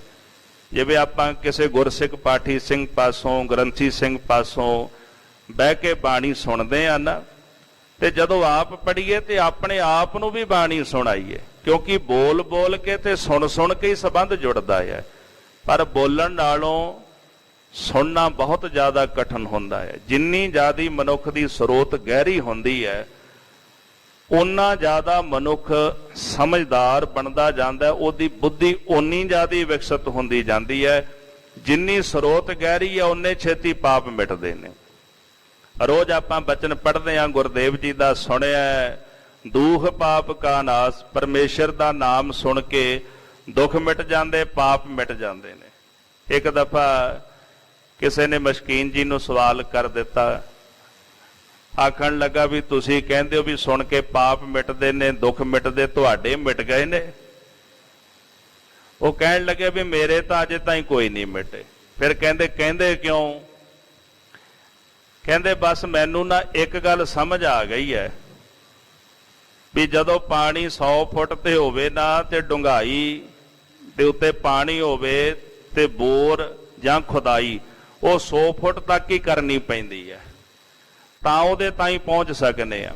ਇਹ ਗੱਲ ਮੈਨੂੰ ਸਮਝ ਆ ਗਈ ਵੀ ਪਾਣੀ 100 ਫੁੱਟ ਡੂੰਘਾ ਹੈ, ਪਰ ਮੈਂ ਬਸ ਉੱਪਰੋਂ ਪੁੱਟ ਰਿਹਾ, ਮੈਂ ਤਾਂ ਹੀ ਪਾਣੀ ਤਾਈਂ ਪਹੁੰਚ ਨਹੀਂ ਸਕਿਆ। ਤੇ ਜੇ ਮੈਂ ਖੁਦਾਈ ਕਰ ਲਵਾਂ, ਚੰਗੀ ਤਰ੍ਹਾਂ ਡੂੰਘਾਈ ਤੱਕ ਪਹੁੰਚ ਜਾਵਾਂ, ਤੇ ਪਾਣੀ ਮੈਨੂੰ ਝੱਟ ਮਿਲ ਜਾਏ। ਪਰ ਮੇਰੇ ਵਿੱਚ ਇਹ ਕਮੀ ਹੈ ਵੀ ਮੈਂ ਅਜੇ ਖੁਦਾਈ ਨਹੀਂ ਕਰ ਸਕਿਆ। ਮੇਰੀ ਖੁਦਾਈ 5, 10, 20 ਫੁੱਟ ਤਾਈਂ ਹੋਵੇਗੀ, ਬਸ ਇੰਨੀ ਕੀ ਹੈ। ਜੇ ਮੈਂ ਖੁਦਾਈ ਪੂਰੀ ਕਰ ਲਵਾਂ ਤੇ ਆਪੇ ਹੀ ਪਾਣੀ ਤੱਕ ਪਹੁੰਚ ਜਾਵਾਂਗਾ। ਕਹਿੰਦੇ ਜਿੰਨੀ ਜ਼ਿਆਦਾ ਸਰੋਤ ਗਹਿਰੀ ਹੁੰਦੀ ਜਾਂਦੀ ਹੈ, ਓਨੀ ਛੇਤੀ ਪਾਪ ਜਿਹੜੇ ਮਨੁੱਖ ਦੇ ਮਿਟਦੇ ਜਾਂਦੇ ਨੇ। ਤਾਂ ਦਾਸ ਨੇ ਅਰਜ਼ ਕੀਤੀ ਹੈ ਕਿ ਗੁਰਸਿੱਖੋ, ਜਦੋਂ ਵੀ ਆਪਾਂ ਬਹਿ ਬਾਣੀ ਪੜ੍ਹੀਏ, ਜਿੱਥੇ ਬਾਣੀ ਪੜ੍ਹਦੇ ਆ ਉਥੇ ਸੁਣਿਆ ਵੀ ਕਰੀਏ ਕੰਨਾਂ ਦੇ ਨਾਲ। ਜੇ ਆਨੰਦ ਸਾਹਿਬ ਦਾ ਪਾਠ ਕਰਦੇ ਆ ਤੇ ਸੁਣਿਆ ਕਰੀਏ ਕਿ ਗੁਰੂ ਅਮਰਦਾਸ ਸੱਚੇ ਪਾਤਸ਼ਾਹ ਸਾਨੂੰ ਕੀ ਕਹਿ ਰਹੇ ਨੇ। ਆਵੋ ਸਿੱਖ ਸਤ ਗੁਰੂ ਕੇ ਪਿਆਰਿਓ, ਗਾਵੋ ਸੱਚੀ ਬਾਣੀ। ਨਾਲੇ ਪੜ੍ਹ ਰਹੇ ਆ, ਨਾਲੇ ਮਨ ਨੂੰ ਸੁਣਾਓ ਵੀ, ਤਾਂ ਕਿ ਮਨ ਸੁਣੇ, ਮਨ ਦੇ ਅੰਦਰ ਇੱਛਾ ਪੈਦਾ ਹੋਵੇ ਕਿ ਮੈਂ ਜਾ ਕੇ ਗੁਰੂ ਸਾਹਿਬ ਦੇ ਚਰਨਾਂ ਵਿੱਚ ਉਹਨਾਂ ਦੀ ਬਾਣੀ ਸੁਣਾ, ਸਰਵਣ ਭਗਤੀ ਕਰਾਂ ਬਹਿ ਕੇ। ਕਿਉਂਕਿ ਇਹ ਕੰਨ ਜਿਹੜੇ ਨੇ, ਇਹ ਸਰਵਣੋ ਮੇਰੇ ਹੋ, ਸਾਚਾ ਸੁਣਨੈ ਨੂੰ ਪਠਾਏ, ਸਾਚਾ ਸੁਣਨੈ ਨੂੰ ਪਠਾਏ, ਸਰੀਰ ਲਾਏ ਸੁਣੋ ਸਤ ਬਾਣੀ। ਇਹ ਕੰਨ ਸਰੀਰ ਨੂੰ ਲਾਏ ਤਾਂ ਨੇ ਬਾਣੀ ਸੁਣਨ ਵਾਸਤੇ, ਤੇ ਆਪਣੇ ਕੰਨਾਂ ਨੂੰ ਸਮਝਾਓ ਵੀ ਭਾਈ ਬਾਣੀ ਸੁਣਿਆ ਕਰੋ। ਜਿਸ ਬਾਣੀ ਨੂੰ ਸੁਣਨ ਦੇ ਨਾਲ ਮਨ ਤਨ ਹਰਿਆ ਹੋ ਜਾਂਦਾ ਹੈ। ਇਸ ਵਾਸਤੇ ਮਹਾਰਾਜ ਜੀ ਕਹਿੰਦੇ ਜਿਹੜੀ ਪਹਿਲੀ ਭਗਤੀ ਉਹ ਸ਼ਰਵਣ ਭਗਤੀ ਹੈ, ਗੁਰੂ ਕਾ ਸਿੱਖ ਸ਼ਰਧਾ ਦੇ ਨਾਲ। ਇਹ ਵੀ ਬੇਨਤੀ ਹੈ ਕਿ ਜਿਹੜੀ ਗੱਲ ਬਿਨਾਂ ਸ਼ਰਧਾ ਤੋਂ ਸਹਿਤ ਸੁਣੀ ਜਾਏ, ਉਹ ਮਨੁੱਖ ਦੇ ਨਾ ਤਾਂ ਪੱਲੇ ਪੈਂਦੀ ਹੈ। ਬਹੁਤਾਤ ਵਿੱਚ ਲੋਕ ਸ਼ੰਕਾਵਾਦੀ ਹੋ ਜਾਂਦੇ ਨੇ। ਆਪਾਂ ਬਚਨ ਉਸੇ ਦਾ ਹੀ ਮੰਨਦੇ ਆ ਜਿਹਦੇ ਪ੍ਰਤੀ ਸ਼ਰਧਾ ਹੋਵੇ। ਜਿਹਦੇ ਪ੍ਰਤੀ ਸ਼ਰਧਾ ਨਹੀਂ, ਉਹਦਾ ਬਚਨ ਵੀ ਆਪਾਂ ਕੋਈ ਨਹੀਂ ਮੰਨਦੇ। ਤੋ ਸ਼ਰਧਾ ਸਹਿਤ ਗੁਰੂ ਕੇ ਬੈਨ, ਸ਼ਰਧਾ ਦੇ ਸਹਿਤ ਗੁਰੂ ਦੇ ਬਚਨ ਸੁਣਨੇ ਹਨ। ਆਪਣੇ ਮਨ ਨੂੰ ਸਤਿਗੁਰ ਜੀ ਦੇ ਸਨਮੁਖ ਕਰਕੇ ਦੁਤੀਏ ਕਥਾ ਕੀਰਤਨ ਕਰਨੇ। ਦੂਜੀ ਭਗਤੀ ਹੈ ਜੀ ਕਥਾ ਤੇ ਕੀਰਤਨ ਕਰਨਾ। ਕੀਰਤਨ ਦਾ ਵੀ ਆਖਰੀ ਅਰਥ ਹੈ ਪਰਮੇਸ਼ਰ ਦੀ ਕੀਰਤੀ ਕਰਨੀ। ਕਥਾ ਦਾ ਭਾਵ ਵੀ ਉਹਦੇ ਗੁਣਾਂ ਨੂੰ ਰਸਨਾ ਦੇ ਨਾਲ ਬਖਿਆਨ ਕਰਨਾ। ਕਥਾ ਕਰਨੀ ਹੈ। ਇਹ ਕਥਾ ਸਾਨੂੰ ਸਮਝਾਉਂਦੀ ਵੀ ਕੀਰਤਨ ਕਿਹਦਾ ਕਰਨਾ। ਕਥਾ ਸਾਨੂੰ ਇਹ ਗਿਆਨ ਦਿੰਦੀ ਹੈ ਵੀ ਕੀਰਤਨ ਆਪਾਂ ਕਿਸ ਦਾ ਕਰਨਾ। ਕਥਾ ਦੇ ਵਿੱਚੋਂ ਹੀ ਕੀਰਤਨ ਕਰਨ ਦੀ ਸੋਝੀ ਸਿੱਖ ਨੂੰ ਪ੍ਰਾਪਤ ਹੁੰਦੀ ਹੈ। ਤੋ ਰਸਨਾ ਨਾਲ ਕਥਾ ਵੀ ਕਰਨੀ ਤੇ ਕੀਰਤਨ ਵੀ ਵਾਹਿਗੁਰੂ ਦਾ ਕਰਨਾ। ਸਭ ਤੇ ਉਤਮ ਹਰ ਕੀ ਕਥਾ, ਨਾਮ ਸੁਨਤ ਦਰਦ ਦੁਖ ਲੱਥਾ। ਇਹ ਕਥਾ ਸਭ ਤੋਂ ਉੱਤਮ ਹੈ ਪਰਮੇਸ਼ਰ ਅਕਾਲ ਪੁਰਖ ਦੀ, ਕੇਵਲ ਅਕਾਲ ਪੁਰਖ ਦੀ। ਇੱਧਰ ਉੱਧਰ ਦੀਆਂ ਕਹਾਣੀਆਂ ਨਹੀਂ ਜਿਹੜੀਆਂ ਅੱਜ ਕੱਲ ਕਰੀਬਨ ਹਰ ਜਗ੍ਹਾ ਤੇ ਸਾਨੂੰ ਸੁਣਾਈ ਦਿੰਦੀਆਂ ਨੇ। ਗੱਲ ਕਥਾ ਦੀ ਹੋਈ ਹਰ ਕੀ ਕਥਾ, ਜਿਹੜੀ ਗੁਰੂ ਗ੍ਰੰਥ ਸਾਹਿਬ ਜੀ ਦੀ ਬਾਣੀ ਦੀ ਕਥਾ ਹੈ, ਜੋ ਸਿੱਖੀ ਸਿਧਾਂਤਾਂ ਦੀ ਗੱਲ ਕਰੇ, ਜਿਹੜਾ ਗ੍ਰੰਥ ਸਾਨੂੰ ਗੁਰੂ ਦੇ ਚਰਨਾਂ ਨਾਲ ਜੋੜੇ, ਉਹ ਹਰੀ ਦੀ ਕਥਾ ਹੈ, ਪਰਮੇਸ਼ਰ ਦੀ ਕਥਾ ਹੈ। ਐਸੀ ਕਥਾ ਮਨੁੱਖ ਦੇ ਸਾਰੇ ਦੁੱਖ ਮਿਟਾ ਦਿੰਦੀ। ਸੁਣ ਹਰ ਕਥਾ ਉਤਾਰੀ ਮੈਲ, ਮਹਾਪਨੀਤ ਭਏ ਸੁਖ ਸੈਲ। ਜਿਹੜੇ ਕਥਾ ਸੁਣਦੇ ਉਹਨਾਂ ਦੇ ਅੰਦਰ ਦੀ ਮੈਲ ਉਤਰ ਜਾਂਦੀ ਹੈ। ਹਰ ਕੀਰਤਨ ਸੁਣੈ ਹਰ ਕੀਰਤਨ ਗਾਵੈ, ਤਿਸ ਜਨ ਦੁਖ ਨਿਕਟ ਨਹੀਂ ਆਵੈ। ਜਿਹੜਾ ਹਰੀ ਦਾ ਕੀਰਤਨ ਸੁਣਦਾ ਅਰ ਗਾਇਨ ਕਰਦਾ, ਉਹਦੇ ਨੇੜੇ ਕਦੇ ਵੀ ਦੁੱਖ ਨਹੀਂ ਆਉਂਦਾ। ਜੈ ਸਾਧੂ ਗੋਬਿੰਦ ਭਜਨ, ਕੀਰਤਨ ਨਾਨਕ ਨੀਤ। ਹਣਾ ਹਉ ਹਣਾ ਤੂੰ ਰਹਿ ਛੁਟੈ, ਨਿਕਟ ਨਾ ਜਾਈਓ ਦੂਤ। ਧਰਮਰਾਜ ਵੀ ਦੂਤਾਂ ਨੂੰ ਕਹਿੰਦਾ ਨੇੜੇ ਨਾ ਜਾਇਓ। ਜਿੱਥੇ ਸਾਧੂ ਬਹਿ ਕੇ ਪ੍ਰਭੂ ਦਾ ਨਾਮ ਜਪਦੇ ਹੋਵਣ, ਭਜਨ ਕਰਦੇ ਹੋਵਣ, ਜਿੱਥੇ ਕੀਰਤਨ ਹੁੰਦਾ ਹੋਵੇ ਨਾ, ਉਥੇ ਨਾ ਜਾਇਓ। ਜੇ ਸਤਿ ਸ੍ਰੀ ਅਕਾਲ। ਜੇ ਕਿਤੇ ਕੀਰਤਨ ਕਰਨ ਵਾਲਿਆਂ ਦੇ ਨੇੜੇ ਚਲੇ ਗਏ, ਪ੍ਰਭੂ ਦੀ ਉਸਤਤੀ ਕਰਨ ਵਾਲਿਆਂ ਦੇ ਨੇੜੇ ਚਲੇ ਗਏ, ਨਾ ਹਉ ਨਾ ਤੂੰ ਨਹਿ ਛੁਟੈ, ਨਾ ਮੈਂ ਛੁਟਾਂਗਾ ਨਾ ਤੁਸੀਂ ਛੁਟੋਗੇ। ਕਿਉਂਕਿ ਉਹਨਾਂ ਦਾ ਮਾਲਕ ਸਾਨੂੰ ਬੰਨ ਲਏਗਾ ਵੀ ਤੁਸੀਂ ਮੇਰੀ ਭਗਤੀ ਕਰਨ ਵਾਲੇ ਦੇ ਨੇੜੇ ਕਿਵੇਂ ਗਏ। ਇਸ ਕਰਕੇ ਕਹਿੰਦਾ ਵੀ ਨਿਕਟ ਨਾ ਜਾਈਓ ਦੂਤ, ਭਗਤੀ ਕਰਨ ਵਾਲਿਆਂ ਦੇ ਨੇੜੇ ਨਾ ਜਾਇਓ। ਤੇ ਜਿਨ੍ਹਾਂ ਨੇ ਭਗਤੀ ਕੀਤੀ ਉਹਨਾਂ ਨੂੰ ਪਾਤਸ਼ਾਹ ਕਹਿੰਦੇ ਭਲੋ ਭਲੋ ਰੇ ਕੀਰਤਨੀਆ। ਗੁਰੂ ਦਾ ਕੀਰਤਨ ਕਰਨ ਵਾਲੇ ਉਹ ਭਲੇ ਨੇ, ਜਿਨ੍ਹਾਂ ਨੇ ਰਾਗ ਰੂਪੀ ਸੋਨੇ ਦੇ ਭਾਂਡੇ ਵਿੱਚ ਅੰਮ੍ਰਿਤ ਰੂਪੀ ਸ਼ਬਦ ਪਾ ਕੇ ਉਹਨੂੰ ਗ੍ਰਹਿਣ ਕੀਤਾ। ਤੇ ਪਾਤਸ਼ਾਹ ਕਹਿੰਦੇ ਫਿਰ ਉਹਨਾਂ ਦਾ ਭਵ ਸਾਗਰ ਤੋਂ ਪਾਰ ਉਤਾਰਾ ਹੋ ਗਿਆ ਹੈ। ਦੂਸਰੀ ਜਿਹੜੀ ਭਗਤੀ ਹੈ, ਕਥਾ ਕਰਨੀ ਤੇ ਪਰਮੇਸ਼ਰ ਜੀ ਦਾ ਕੀਰਤਨ ਕਰਨਾ। ਨੀਕੇ ਪ੍ਰਭ ਕੇ ਗੁਣ ਗਨ ਬਰਨੇ, ਅਕਾਲ ਪੁਰਖ ਵਾਹਿਗੁਰੂ ਪਰਮੇਸ਼ਰ ਜੀ ਦੇ ਗੁਣਾਂ ਨੂੰ ਕਹਿੰਦੇ ਬਿਆਨ ਕਰਨਾ, ਜਿਹੜੇ ਬੇਅੰਤ ਗੁਣ ਨੇ। ਨਾਲੇ ਅਰਦਾਸਾਂ ਕਰਨੀਆਂ, ਤੇਰੇ ਕਵਨ ਕਵਨ ਗੁਣ ਕਹਿ ਕਹਿ ਗਾਵਾ, ਤੂੰ ਸਾਹਿਬ ਗੁਣੀ ਨਿਧਾਨਾ। ਤੁਮਰੀ ਮਹਿਮਾ ਬਰਨ ਨਾ ਸਾਕੋ, ਤੂੰ ਠਾਕੁਰ ਊਚ ਭਗਵਾਨਾ। ਵਾਹਿਗੁਰੂ ਤੇਰੇ ਗੁਣ ਬੇਅੰਤ ਨੇ, ਤੇ ਜਿਹੜਾ ਉਹਦੇ ਬੇਅੰਤ ਗੁਣਾਂ ਨੂੰ ਉਚਾਰਨ ਕਰਦਾ ਹੈ, ਉਹ ਆਪ ਹੀ ਗੁਣਾਂ ਦਾ ਭੰਡਾਰ ਬਣ ਜਾਂਦਾ, ਗੁਣਾਂ ਦਾ ਖਜ਼ਾਨਾ ਬਣ ਜਾਂਦਾ ਹੈ। ਤੇ ਜਿਹਨੂੰ ਕੀਰਤਨ ਕਥਾ ਦੀ ਦਾਤ ਮਹਾਰਾਜ ਬਖਸ਼ਦੇ ਨੇ, ਜਿਸ ਨੂੰ ਬਖਸ਼ੇ ਸਿਫਤ ਸਲਾਹ, ਨਾਨਕ ਪਾਤਸ਼ਾਹੀ ਪਾਤਸ਼ਾਹੋ। ਉਹ ਸਤਿ ਸ੍ਰੀ ਅਕਾਲ।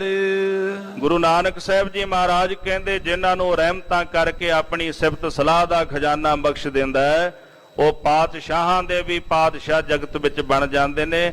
ਦੁਨਿਆਵੀ ਕੂੜੇ ਰਾਜੇ, ਇਹ ਤਾਂ ਦੁਨਿਆਵੀ ਰਾਜੇ ਝੂਠੇ ਨੇ, ਜਿਨ੍ਹਾਂ ਕੋਲ ਦੁਨਿਆਵੀ ਦੌਲਤ ਹੁੰਦੀ। ਕਾਚਾ ਧਨ ਸੰਚ ਹੈ ਮੂਰਖ ਗਵਾਰ, ਜਿਨ੍ਹਾਂ ਨੇ ਕੱਚਾ ਧਨ ਇਕੱਤਰ ਕੀਤਾ ਤੇ ਪ੍ਰਭੂ ਦੇ ਪਿਆਰਿਆਂ ਨੇ ਪਰਮੇਸ਼ਰ ਦਾ ਨਾਮ ਜਪ ਜਪ ਕੇ ਗੁਣਾਂ ਦਾ ਧਨ ਇਕੱਤਰ ਕਰ ਲਿਆ, ਉਹਨਾਂ ਦੇ ਖਜ਼ਾਨੇ ਭਰ ਜਾਂਦੇ ਨੇ।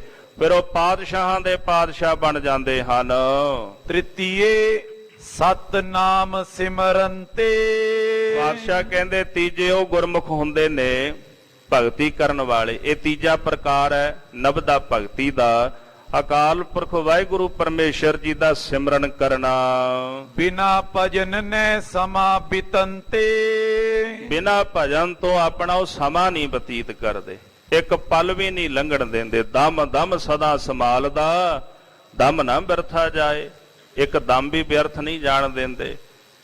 ਮਾਤਾ ਨੇ ਜਦੋਂ ਇਤਰਾਜ਼ ਕੀਤਾ ਨਾ ਭਗਤ ਕਬੀਰ ਜੀ ਤੇ ਵੀ ਸਾਰਾ ਦਿਨ ਇਹ ਕੰਮਕਾਰ ਨਹੀਂ ਕਰਦਾ, ਤੇ ਭਗਤ ਜੀ ਕਹਿੰਦੇ ਮਾਂ ਇਹ ਨਹੀਂ ਵੀ ਮੇਰਾ ਕੰਮ ਕਰਨ ਨੂੰ ਜੀ ਨਹੀਂ ਕਰਦਾ, ਕਹਿੰਦੇ ਵੀ ਅਸਲ ਕਾਰਨ ਮੈਂ ਦੱਸਦਾ। ਜਬ ਲਗ ਤਾਗਾ ਬਾਹੋ ਬੇਹੀ, ਤਬ ਲਗ ਬਿਸਰੈ ਰਾਮ ਸਨੇਹੀ। ਨਲਕੀ ਹੁੰਦੀ ਹੈ ਨਾ, ਉਹਦੇ ਨਾਲ ਧਾਗਾ ਖਿੱਚਣਾ ਪੈਂਦਾ ਸੀ ਮੂੰਹ 'ਚ ਪਾ ਕੇ।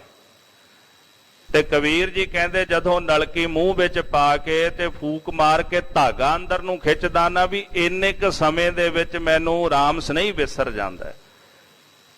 ਤੇ ਮੈਂ ਨਹੀਂ ਚਾਹੁੰਦਾ ਵੀ ਛਿਨ ਮਾਤਰ ਵੀ ਮੈਨੂੰ ਪ੍ਰਭੂ ਵਿਸਰੇ, ਪਲ ਮਾਤਰ ਵੀ ਅਕਾਲ ਪੁਰਖ ਦੀ ਯਾਦ ਮੇਰੇ ਹਿਰਦੇ ਵਿੱਚੋਂ ਵਿਸਰੇ। ਆਖਾ ਜੀਵਾ ਵਿਸਰੈ ਮਰ ਜਾਓ, ਜਦੋਂ ਪ੍ਰਭੂ ਵਿਸਰਦਾ ਹੈ ਤੇ ਮੈਨੂੰ ਲੱਗਦਾ ਵੀ ਜਿਵੇਂ ਮੈਂ ਅੰਦਰੋਂ ਮਰ ਗਿਆ, ਮੇਰੀ ਆਤਮਿਕ ਮੌਤ ਹੋ ਗਈ ਹੈ।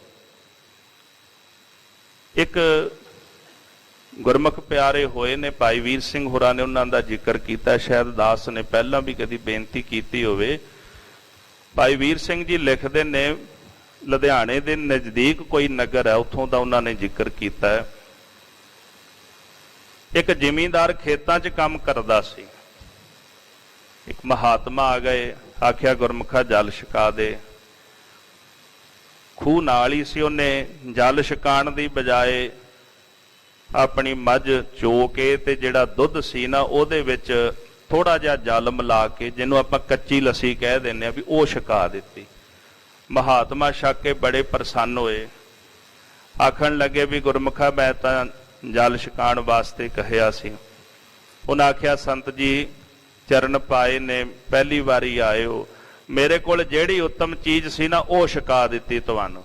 ਉਹ ਜਾਂਦਿਆਂ ਕਹਿਣ ਲੱਗੇ ਠੀਕ ਹੈ, ਤੂੰ ਜਿਸ ਵਸਤੂ ਨੂੰ ਉੱਤਮ ਜਾਣ ਕੇ ਸਾਨੂੰ ਛਕਾਇਆ ਤੇ ਅਸੀਂ ਵੀ ਇੱਕ ਉੱਤਮ ਵਸਤੂ ਤੈਨੂੰ ਦੇ ਕੇ ਚੱਲੇ ਆ, ਬੋਲ ਵਾਹਿਗੁਰੂ। ਕਹਿੰਦੇ ਬਸ ਵਾਹਿਗੁਰੂ ਵਾਹਿਗੁਰੂ ਜਪਦਾ ਰਿਹਾ ਕਰ ਹਰ ਵਕਤ। ਭਾਈ ਵੀਰ ਸਿੰਘ ਜੀ ਕਹਿੰਦੇ ਵੀ ਉਹਨੇ ਜਪਣਾ ਸ਼ੁਰੂ ਕਰ ਦਿੱਤਾ, ਵਾਹਿਗੁਰੂ ਵਾਹਿਗੁਰੂ। ਜ਼ਮੀਨ ਵੀ ਥੋੜੀ ਜੀ ਸੀ ਉਹਦੇ ਕੋਲ, ਮਰਜ਼ੀ ਹੁੰਦੀ ਸੀ ਆ ਜਾਣਾ, ਨਹੀਂ ਤੇ ਨਹੀਂ, ਹਲ ਚੁੱਕਣਾ, ਖੇਤਾਂ ਵਿੱਚ ਆ ਕੇ ਬੀਜ ਸੁੱਟ ਦੇਣਾ, ਵਾਹਿਗੁਰੂ ਵਾਹਿਗੁਰੂ ਕਰੀ ਜਾਣਾ। ਤੇ ਜਦੋਂ ਫਸਲ ਹੋਣ ਲੱਗੀ ਤੇ ਕਹਿੰਦੇ ਲੋਕਾਂ ਨਾਲੋਂ ਝਾੜ ਵੀ ਜ਼ਿਆਦਾ। ਲੋਕ ਵੀ ਬੜੇ ਹੈਰਾਨ ਹੋ ਗਏ ਵੀ ਜ਼ਮੀਨ ਵੀ ਥੋੜੀ ਤੇ ਝਾੜ ਵੀ ਜ਼ਿਆਦਾ, ਮਿਹਨਤ ਵੀ ਕੋਈ ਨਹੀਂ ਕਰਦਾ। ਬਰਕਤ ਪੈਣ ਲੱਗ ਗਈ ਨਾ ਨਾਮ ਦੀ। ਤੇ ਫਿਰ ਬਚਨ ਸਿੱਧੀ ਵੀ ਆ ਗਈ, ਜੋ ਰਸਨਾ ਵਿੱਚੋਂ ਕਹਿਣਾ ਜਦੇ ਹੀ ਸਫਲਾ ਹੋ ਜਾਣਾ। ਤੇ ਇੱਕ ਮਹਾਂਪੁਰਖ ਉਹਨਾਂ ਨੂੰ ਜਦੋਂ ਪਤਾ ਲੱਗਿਆ, ਉਹ ਕਾਂਸੀ ਤੋਂ ਆਏ, ਜਦੋਂ ਆ ਕੇ ਮਿਲੇ ਆਖਣ ਲੱਗੇ ਗੁਰਮੁਖਾ ਕੀ ਜਪਦਾ? ਕਹਿੰਦੇ ਪਤਾ ਨਹੀਂ, ਇੱਕ ਸੰਤ ਕਹਿ ਗਏ ਸੀ ਵੀ ਵਾਹਿਗੁਰੂ ਵਾਹਿਗੁਰੂ ਜਪਿਆ ਕਰ, ਆਪਾਂ ਜਪੀ ਜਾਂਦੇ ਆ। ਕਹਿੰਦੇ ਪਤਾ ਕੀ ਹੈ? ਕਹਿੰਦੇ ਆਪਾਂ ਨੂੰ ਨਹੀਂ ਪਤਾ, ਇਹ ਭੋਲਾਪਣ ਹੁੰਦਾ ਹੈ।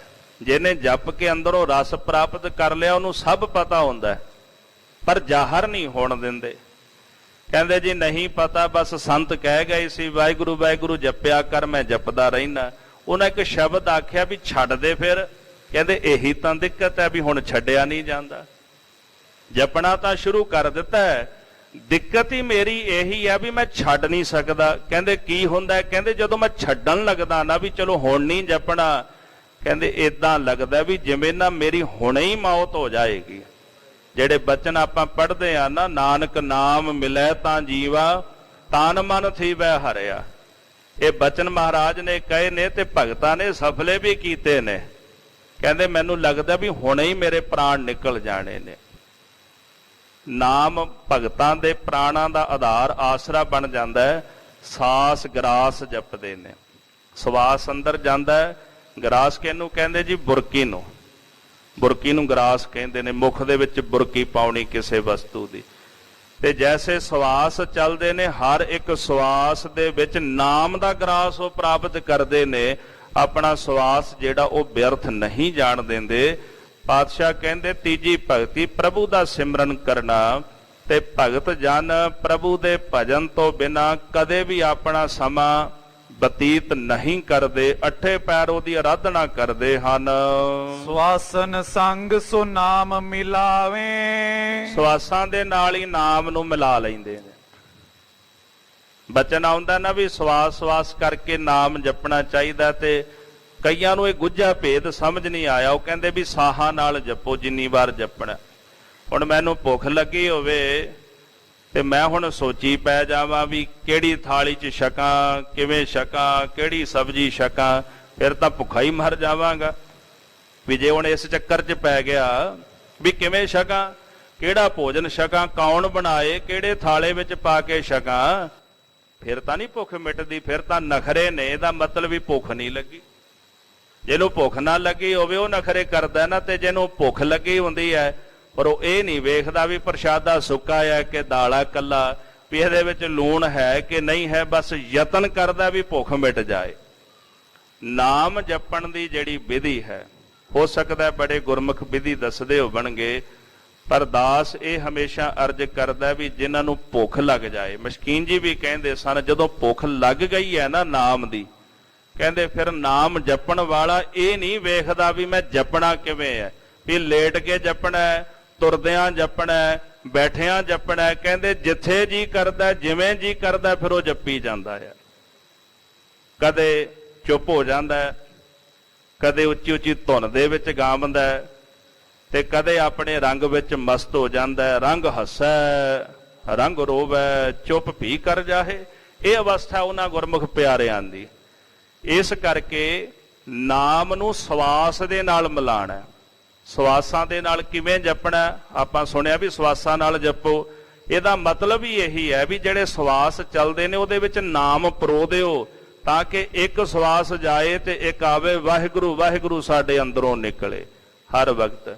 ਸਾਡੇ ਬਜ਼ੁਰਗ ਮਹਾਂਪੁਰਖ ਕਹਿੰਦੇ ਸਨ ਵੀ ਕਹਿੰਦੇ ਸਵਾਸ ਅੰਦਰ ਜਾਵੇ ਤੇ ਵਾਹਿਗੁਰੂ, ਵਾਹੇ ਤੇ ਬਾਹਰ ਆਵੇ ਤੇ ਗੁਰੂ। ਉਹਨਾਂ ਦਾ ਭਾਵ ਵੀ ਕੋਈ ਵੀ ਸਵਾਸ ਵਿਅਰਥ ਨਹੀਂ ਜਾਣਾ ਚਾਹੀਦਾ। ਵਾਹਿਗੁਰੂ ਵਾਹਿਗੁਰੂ ਵਾਹਿਗੁਰੂ ਸਵਾਸਾਂ ਨਾਲ ਸਾਡਾ ਚੱਲਣਾ ਹੀ ਚਾਹੀਦਾ ਹੈ।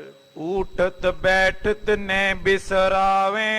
ਗੁਰਮੁਖ ਜਨ ਉੱਠਦਿਆਂ ਬਹਿੰਦਿਆਂ ਕਦੇ ਵੀ ਪਰਮੇਸ਼ਰ ਜੀ ਦਾ ਨਾਮ ਨਹੀਂ ਵਿਸਾਰਦੇ, ਅਠੇ ਪੈਰ ਆਰਾਧਨਾ ਕਰਦੇ ਹਨ। ਚੌਥੀ ਸਤਿਗੁਰ ਕੈ ਭਗਵਾਨ। ਫਿਰ ਚੌਥੀ ਜਿਹੜੀ ਭਗਤੀ ਹੈ ਇਹਨੂੰ ਕਹਿੰਦੇ ਪਾਦ ਸੇਵਨ ਭਗਤੀ, ਚਰਨਾਂ ਦੀ ਸੇਵਾ ਕਰਨੀ। ਤੇ ਕਵੀ ਜੀ ਕਹਿੰਦੇ ਨੇ ਵੀ ਸਤਿਗੁਰ ਜੀ ਤੇ ਜਾਂ ਪਰਮੇਸ਼ਰ ਅਕਾਲ ਪੁਰਖ ਵਾਹਿਗੁਰੂ ਜੀ, ਥਾਨੇ ਚਰਨ ਕਮਲ ਕੋ ਧਿਆਨ। ਉਹਨਾਂ ਦੇ ਚਰਨਾਂ ਕਮਲਾਂ ਦਾ ਧਿਆਨ ਧਾਰਨ ਕਰਨਾ। ਚਰਨ ਜਿਹੜੇ ਨੇ ਹਿਰਦੇ ਵਿੱਚ ਵਸਾ ਲੈਣੇ ਮਹਾਰਾਜ ਜੀ ਦੇ। ਹਰ ਕੇ ਚਰਨ ਕਮਲ ਮਨ ਧਿਆਉ। ਇਹ ਜਿਹੜੀ ਨਵਦਾ ਭਗਤੀ 9 ਪ੍ਰਕਾਰ ਦੀ ਭਗਤੀ ਹੈ ਨਾ, ਗੁਰਬਾਣੀ ਦੇ ਹਰ ਇੱਕ ਸ਼ਬਦ ਦੇ ਵਿੱਚੋਂ ਹਰ ਇੱਕ ਭਗਤੀ ਦਾ ਜ਼ਿਕਰ ਤੁਹਾਨੂੰ ਹਰ ਇੱਕ ਥਾਂ ਤੇ ਅੰਗ ਤੇ ਮਿਲ ਜਾਏਗਾ। ਬੇਅੰਤ ਸ਼ਬਦ ਮਹਾਰਾਜ ਜੀ ਨੇ ਫਰਮਾਨ ਕੀਤੇ ਨੇ। ਜਿਵੇਂ ਕਬੀਰ ਜੀ ਕਹਿੰਦੇ, ਕਬੀਰ ਚਰਨ ਕਮਲ ਕੀ ਮੌਜ ਮੈਂ ਰਹੋ ਅੰਤ ਅਰ ਆਦ। ਮੇਰਾ ਜੀ ਕਰਦਾ ਵੀ ਉਹਨਾਂ ਦੇ ਚਰਨਾਂ ਕਮਲਾਂ ਵਿੱਚ ਅੱਠੇ ਪੈਰ ਦੇਵਾਂ। ਰਾਜ ਨਾ ਚਾਹੋ ਮੁਕਤ ਨਾ ਚਾਹੋ, ਮਨ ਪ੍ਰੀਤ ਚਰਨ ਕਮਲਾਰੇ। ਭਾਈ ਗੋਂਦੇ ਵਾਂਗੂ ਘੁੱਟ ਕੇ ਚਰਨ ਫੜ ਕੇ ਬਹਿ ਜਾਂਦੇ ਨੇ। ਭਾਈ ਗੋਂਦੇ ਨੇ ਵੀ ਚਰਨੀ ਛੱਡੇ, ਸਤਵੇਂ ਪਾਤਸ਼ਾਹ ਦੇ ਮਹਾਰਾਜ ਤਖਤ ਤੋਂ ਹਿੱਲੇ ਨਹੀਂ, ਚੌਂਕੜਾ ਮਾਰ ਕੇ ਬੈਠੇ ਰਹੇ ਸਤਵੇਂ ਪਾਤਸ਼ਾਹ, ਕਿਉਂਕਿ ਉਹ ਧਿਆਤਾ ਧਿਆਨ ਤੇ ਰੂਪ ਹੋ ਗਏ। ਉਹਨਾਂ ਨੇ ਚਰਨ ਹੀ ਛੱਡੇ, ਸਤਿਗੁਰਾਂ ਦਾ ਹੀ ਰੂਪ ਹੋ ਗਏ। ਚਰਨ ਘੁੱਟ ਕੇ ਫੜ ਲਏ ਆਪਣੇ ਧਿਆਨ ਦੇ ਵਿੱਚ। ਤੇ ਜਿਹੜੇ ਪਾਦ ਸੇਵਨ ਚਰਨਾਂ ਦੀ ਸੇਵਾ ਕਰਦੇ ਨੇ, ਅਠੇ ਪੈਰ ਪਰਮੇਸ਼ਰ ਜੀ ਦੇ ਅਥਵਾ ਸਤਿਗੁਰਾਂ ਦੇ ਚਰਨਾਂ ਕਮਲਾਂ ਦਾ ਧਿਆਨ ਧਾਰਨ ਕਰਕੇ ਰੱਖਦੇ ਹਨ। ਕੈ ਸੰਤਨ ਕੇ ਚਰਨ ਪਖਾਰੇ। ਪਹਿਲਾ ਤਰੀਕਾ ਕੀ ਹੈ ਵੀ ਧਿਆਨ ਧਾਰਨਾ, ਸਤਿਗੁਰਾਂ ਦੇ ਪਰਮੇਸ਼ਰ ਜੀ ਦੇ ਚਰਨਾਂ ਦਾ ਧਿਆਨ ਧਾਰਨਾ। ਦੂਜਾ ਤਰੀਕਾ ਹੈ ਜਿਹੜੇ ਸੰਤ ਜਨ ਨੇ ਜਾਂ ਸਤਿਗੁਰ ਜੀ ਨੇ ਜੇ ਸਰਗੁਣ ਰੂਪ ਦੇ ਵਿੱਚ ਨੇ, ਉਹਨਾਂ ਦੇ ਪਾਵਨ ਪਵਿੱਤਰ ਚਰਨਾਂ ਨੂੰ ਪੁਖਾਰਨਾ, ਉਹਨਾਂ ਦੇ ਚਰਨਾਂ ਨੂੰ ਧੋਣਾ, ਚਰਨਾਮ੍ਰਿਤ ਲੈ ਕੇ ਉਹਦੀ ਪ੍ਰਾਪਤੀ ਕਰਨੀ। ਸ਼ਰਧਾ ਤੇ ਚਰਨਾਮ੍ਰਿਤ ਧਾਰੇ। ਤੇ ਸ਼ਰਧਾ ਦੇ ਨਾਲ ਚਰਨਾਮ੍ਰਿਤ ਧਾਰਨ ਕਰਨਾ ਉਹਨਾਂ ਦਾ। ਇਹ ਪਾਦ ਸੇਵਨ ਭਗਤੀ ਹੈ। ਮਹਾਰਾਜ ਸੱਚੇ ਪਾਤਸ਼ਾਹ ਗੁਰਬਾਣੀ ਦੇ ਵਿੱਚ ਵੀ ਕਥਨ ਕਰਦੇ ਨੇ, ਫਰਮਾਨ ਕਰਦੇ ਹਨ, ਚਰਨ ਪਖਾਰ ਕਰੋ ਗੁਰ ਸੇਵਾ। ਮਹਾਰਾਜ ਜੀ ਦੇ ਚਰਨ ਪਖਾਰ ਕੇ ਧੋ ਕੇ ਮੈਂ ਗੁਰੂ ਸਾਹਿਬ ਦੀ ਸੇਵਾ ਕਰਦਾ ਹਾਂ। ਇਹ ਪਾਦ ਸੇਵਨ ਭਗਤੀ ਹੈ। ਤੇ ਗੁਰਮੁਖ ਜਨ ਇਹ ਵੀ ਭਗਤੀ ਕਰਦੇ ਨੇ, ਧਿਆਨ ਵੀ ਧਾਰਦੇ ਨੇ ਚਰਨਾਂ ਦਾ। ਚਿਤ ਚਰਨ ਨਾਮ, ਗੁਰੂ ਕਲਗੀਧਰ ਜੀ ਕਹਿੰਦੇ ਨਾਮ ਹੀ ਪ੍ਰਭੂ ਦੇ ਚਰਨ ਨੇ ਜਿਨ੍ਹਾਂ ਨੂੰ ਅਸਾਂ ਚਿੱਤ ਵਿੱਚ ਧਾਰਿਆ।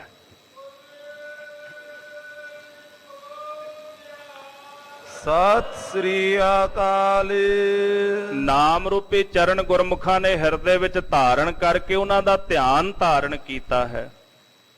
ਤੇ ਜਿੱਥੇ ਨਾਮ ਰੂਪੀ ਚਰਨ ਹਿਰਦੇ ਵਿੱਚ ਧਾਰੇ ਨੇ, ਉਥੇ ਹੱਥਾਂ ਦੇ ਨਾਲ ਵੀ ਉਹ ਸੇਵਾ ਕਰਦੇ ਨੇ। ਸੰਤ ਜਨ ਹੋਵਣ, ਗੁਰੂ ਕੇ ਸਿੱਖ ਹੋਵਣ, ਸਤਿਗੁਰ ਜੀ ਹੋਵਣ, ਭਾਉ ਦੇ ਨਾਲ ਉਹਨਾਂ ਦੀ ਸੇਵਾ ਕਰਦੇ ਨੇ। ਇਹ ਜਿਹੜੀ ਚੌਥੀ ਜਿਹੜੀ ਭਗਤੀ ਹੈ, ਪਾਦ ਸੇਵਨ ਭਗਤੀ। ਇਸ ਤੋਂ ਬਾਅਦ 5 ਪ੍ਰਕਾਰ ਦੀ ਭਗਤੀ ਹੋਰ ਹੈ। ਮਹਾਰਾਜ ਸੱਚੇ ਪਾਤਸ਼ਾਹ ਦਇਆ ਕਰਨਗੇ, ਸਿੱਖਾਂ ਨੂੰ ਉਸ ਭਗਤੀ ਦੇ ਪ੍ਰਥਾਏ ਵੀ ਉਪਦੇਸ਼ ਦੀ ਦਾਤ ਬਖਸ਼ਿਸ਼ ਕਰਨਗੇ। ਫਿਰ ਪ੍ਰੇਮਾ ਭਗਤੀ ਕੀ ਹੁੰਦੀ ਹੈ, ਉਹਦੇ ਲੱਛਣ ਕੀ ਹੁੰਦੇ ਨੇ, ਪਰਾ ਭਗਤੀ ਕੀ ਹੁੰਦੀ ਹੈ, ਉਹਦੇ ਲੱਛਣ ਕੀ ਨੇ, ਇਹ ਕੱਲ ਦੇ ਦੀਵਾਨਾਂ ਵਿੱਚ ਆਪ ਜੀ ਸਤਿਗੁਰਾਂ ਦੀ ਅੰਮ੍ਰਿਤ ਕਥਾ ਨੂੰ ਸਰਵਣ ਕਰੋਗੇ। ਗੁਰਦੇਵ ਜੀ ਸਾਡੇ ਸਾਰਿਆਂ ਤੇ ਦਇਆ ਕਰਨ, ਰਹਿਮਤ ਕਰਨ, ਸਤਿਗੁਰਾਂ ਦਾ ਅੰਮ੍ਰਿਤ ਉਪਦੇਸ਼ ਸਾਡੇ ਹਿਰਦਿਆਂ ਵਿੱਚ ਆਵਸੇ। ਇਹ ਲੋਕ ਸੁਖੀਏ ਪਰ ਲੋਕ ਸੁਹੇਲੇ, ਨਾਨਕ ਹਰਿ ਪ੍ਰਭ ਆਪੈ ਹਮੇਲੇ। ਵਿਚਾਰਾਂ ਕਰਦਿਆਂ ਬੇਅੰਤ ਪ੍ਰਕਾਰ ਦੀਆਂ ਭੁੱਲਾਂ ਗਲਤੀਆਂ ਹੋ ਗਈਆਂ ਹੋਣਗੀਆਂ, ਅਣਜਾਣ ਜਿਹੇ ਸੇਵਕ ਜਾਣ ਕਰਕੇ ਖਿਮਾ ਕਰਨੀ, ਅਸੀਸਾਂ ਦੇਣੀਆਂ। ਧੰਨ ਗੁਰੂ ਤੇਗ ਬਹਾਦਰ ਸਾਹਿਬ ਸੱਚੇ ਪਾਤਸ਼ਾਹ ਦਇਆ ਕਰਕੇ ਇਸੇ ਤਰ੍ਹਾਂ ਆਪਣੇ ਦਰ ਦੀ ਸੇਵਾ ਜਿਹੜੀ ਪ੍ਰਾਪਤ ਕਰਦੇ ਰਹਿਣ, ਲੈਂਦੇ ਰਹਿਣ। ਇਹ ਆਪ ਜੀ ਨੇ ਅਰਦਾਸ ਗੁਰੂ ਸਾਹਿਬ ਦੇ ਚਰਨਾਂ ਵਿੱਚ ਕਰਨੀ ਜੀ। ਵਿਸਰ ਨਾਹੀਂ ਦਾਤਾਰ, ਵਿਸਰ ਨਾਹੀਂ ਦਾਤਾਰ,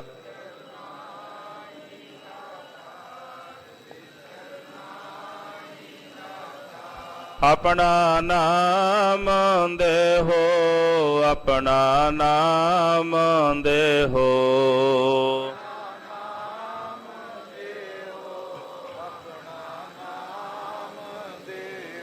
ਗੁਣ ਗਾਵਾ ਦਿਨ ਰਾਤ, ਗੁਣ ਗਾਵਾ ਦਿਨ ਰਾਤ।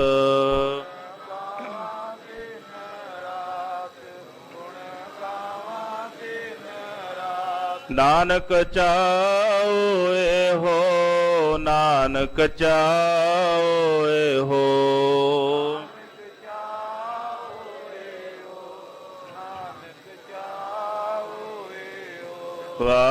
ਵਾਹਿਗੁਰੂ ਵਾਹਿਗੁਰੂ ਵਾਹਿਗੁਰੂ।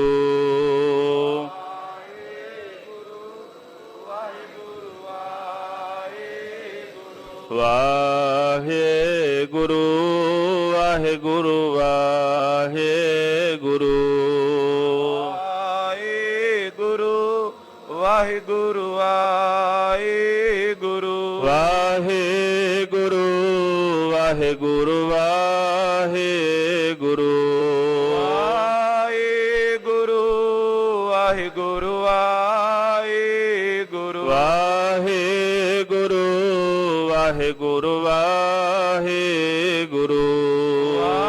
ਵਾਹਿਗੁਰੂ ਵਾਹਿਗੁਰੂ ਵਾਹਿਗੁਰੂ। ਵਾਹਿਗੁਰੂ ਵਾਹਿਗੁਰੂ ਵਾਹਿਗੁਰੂ।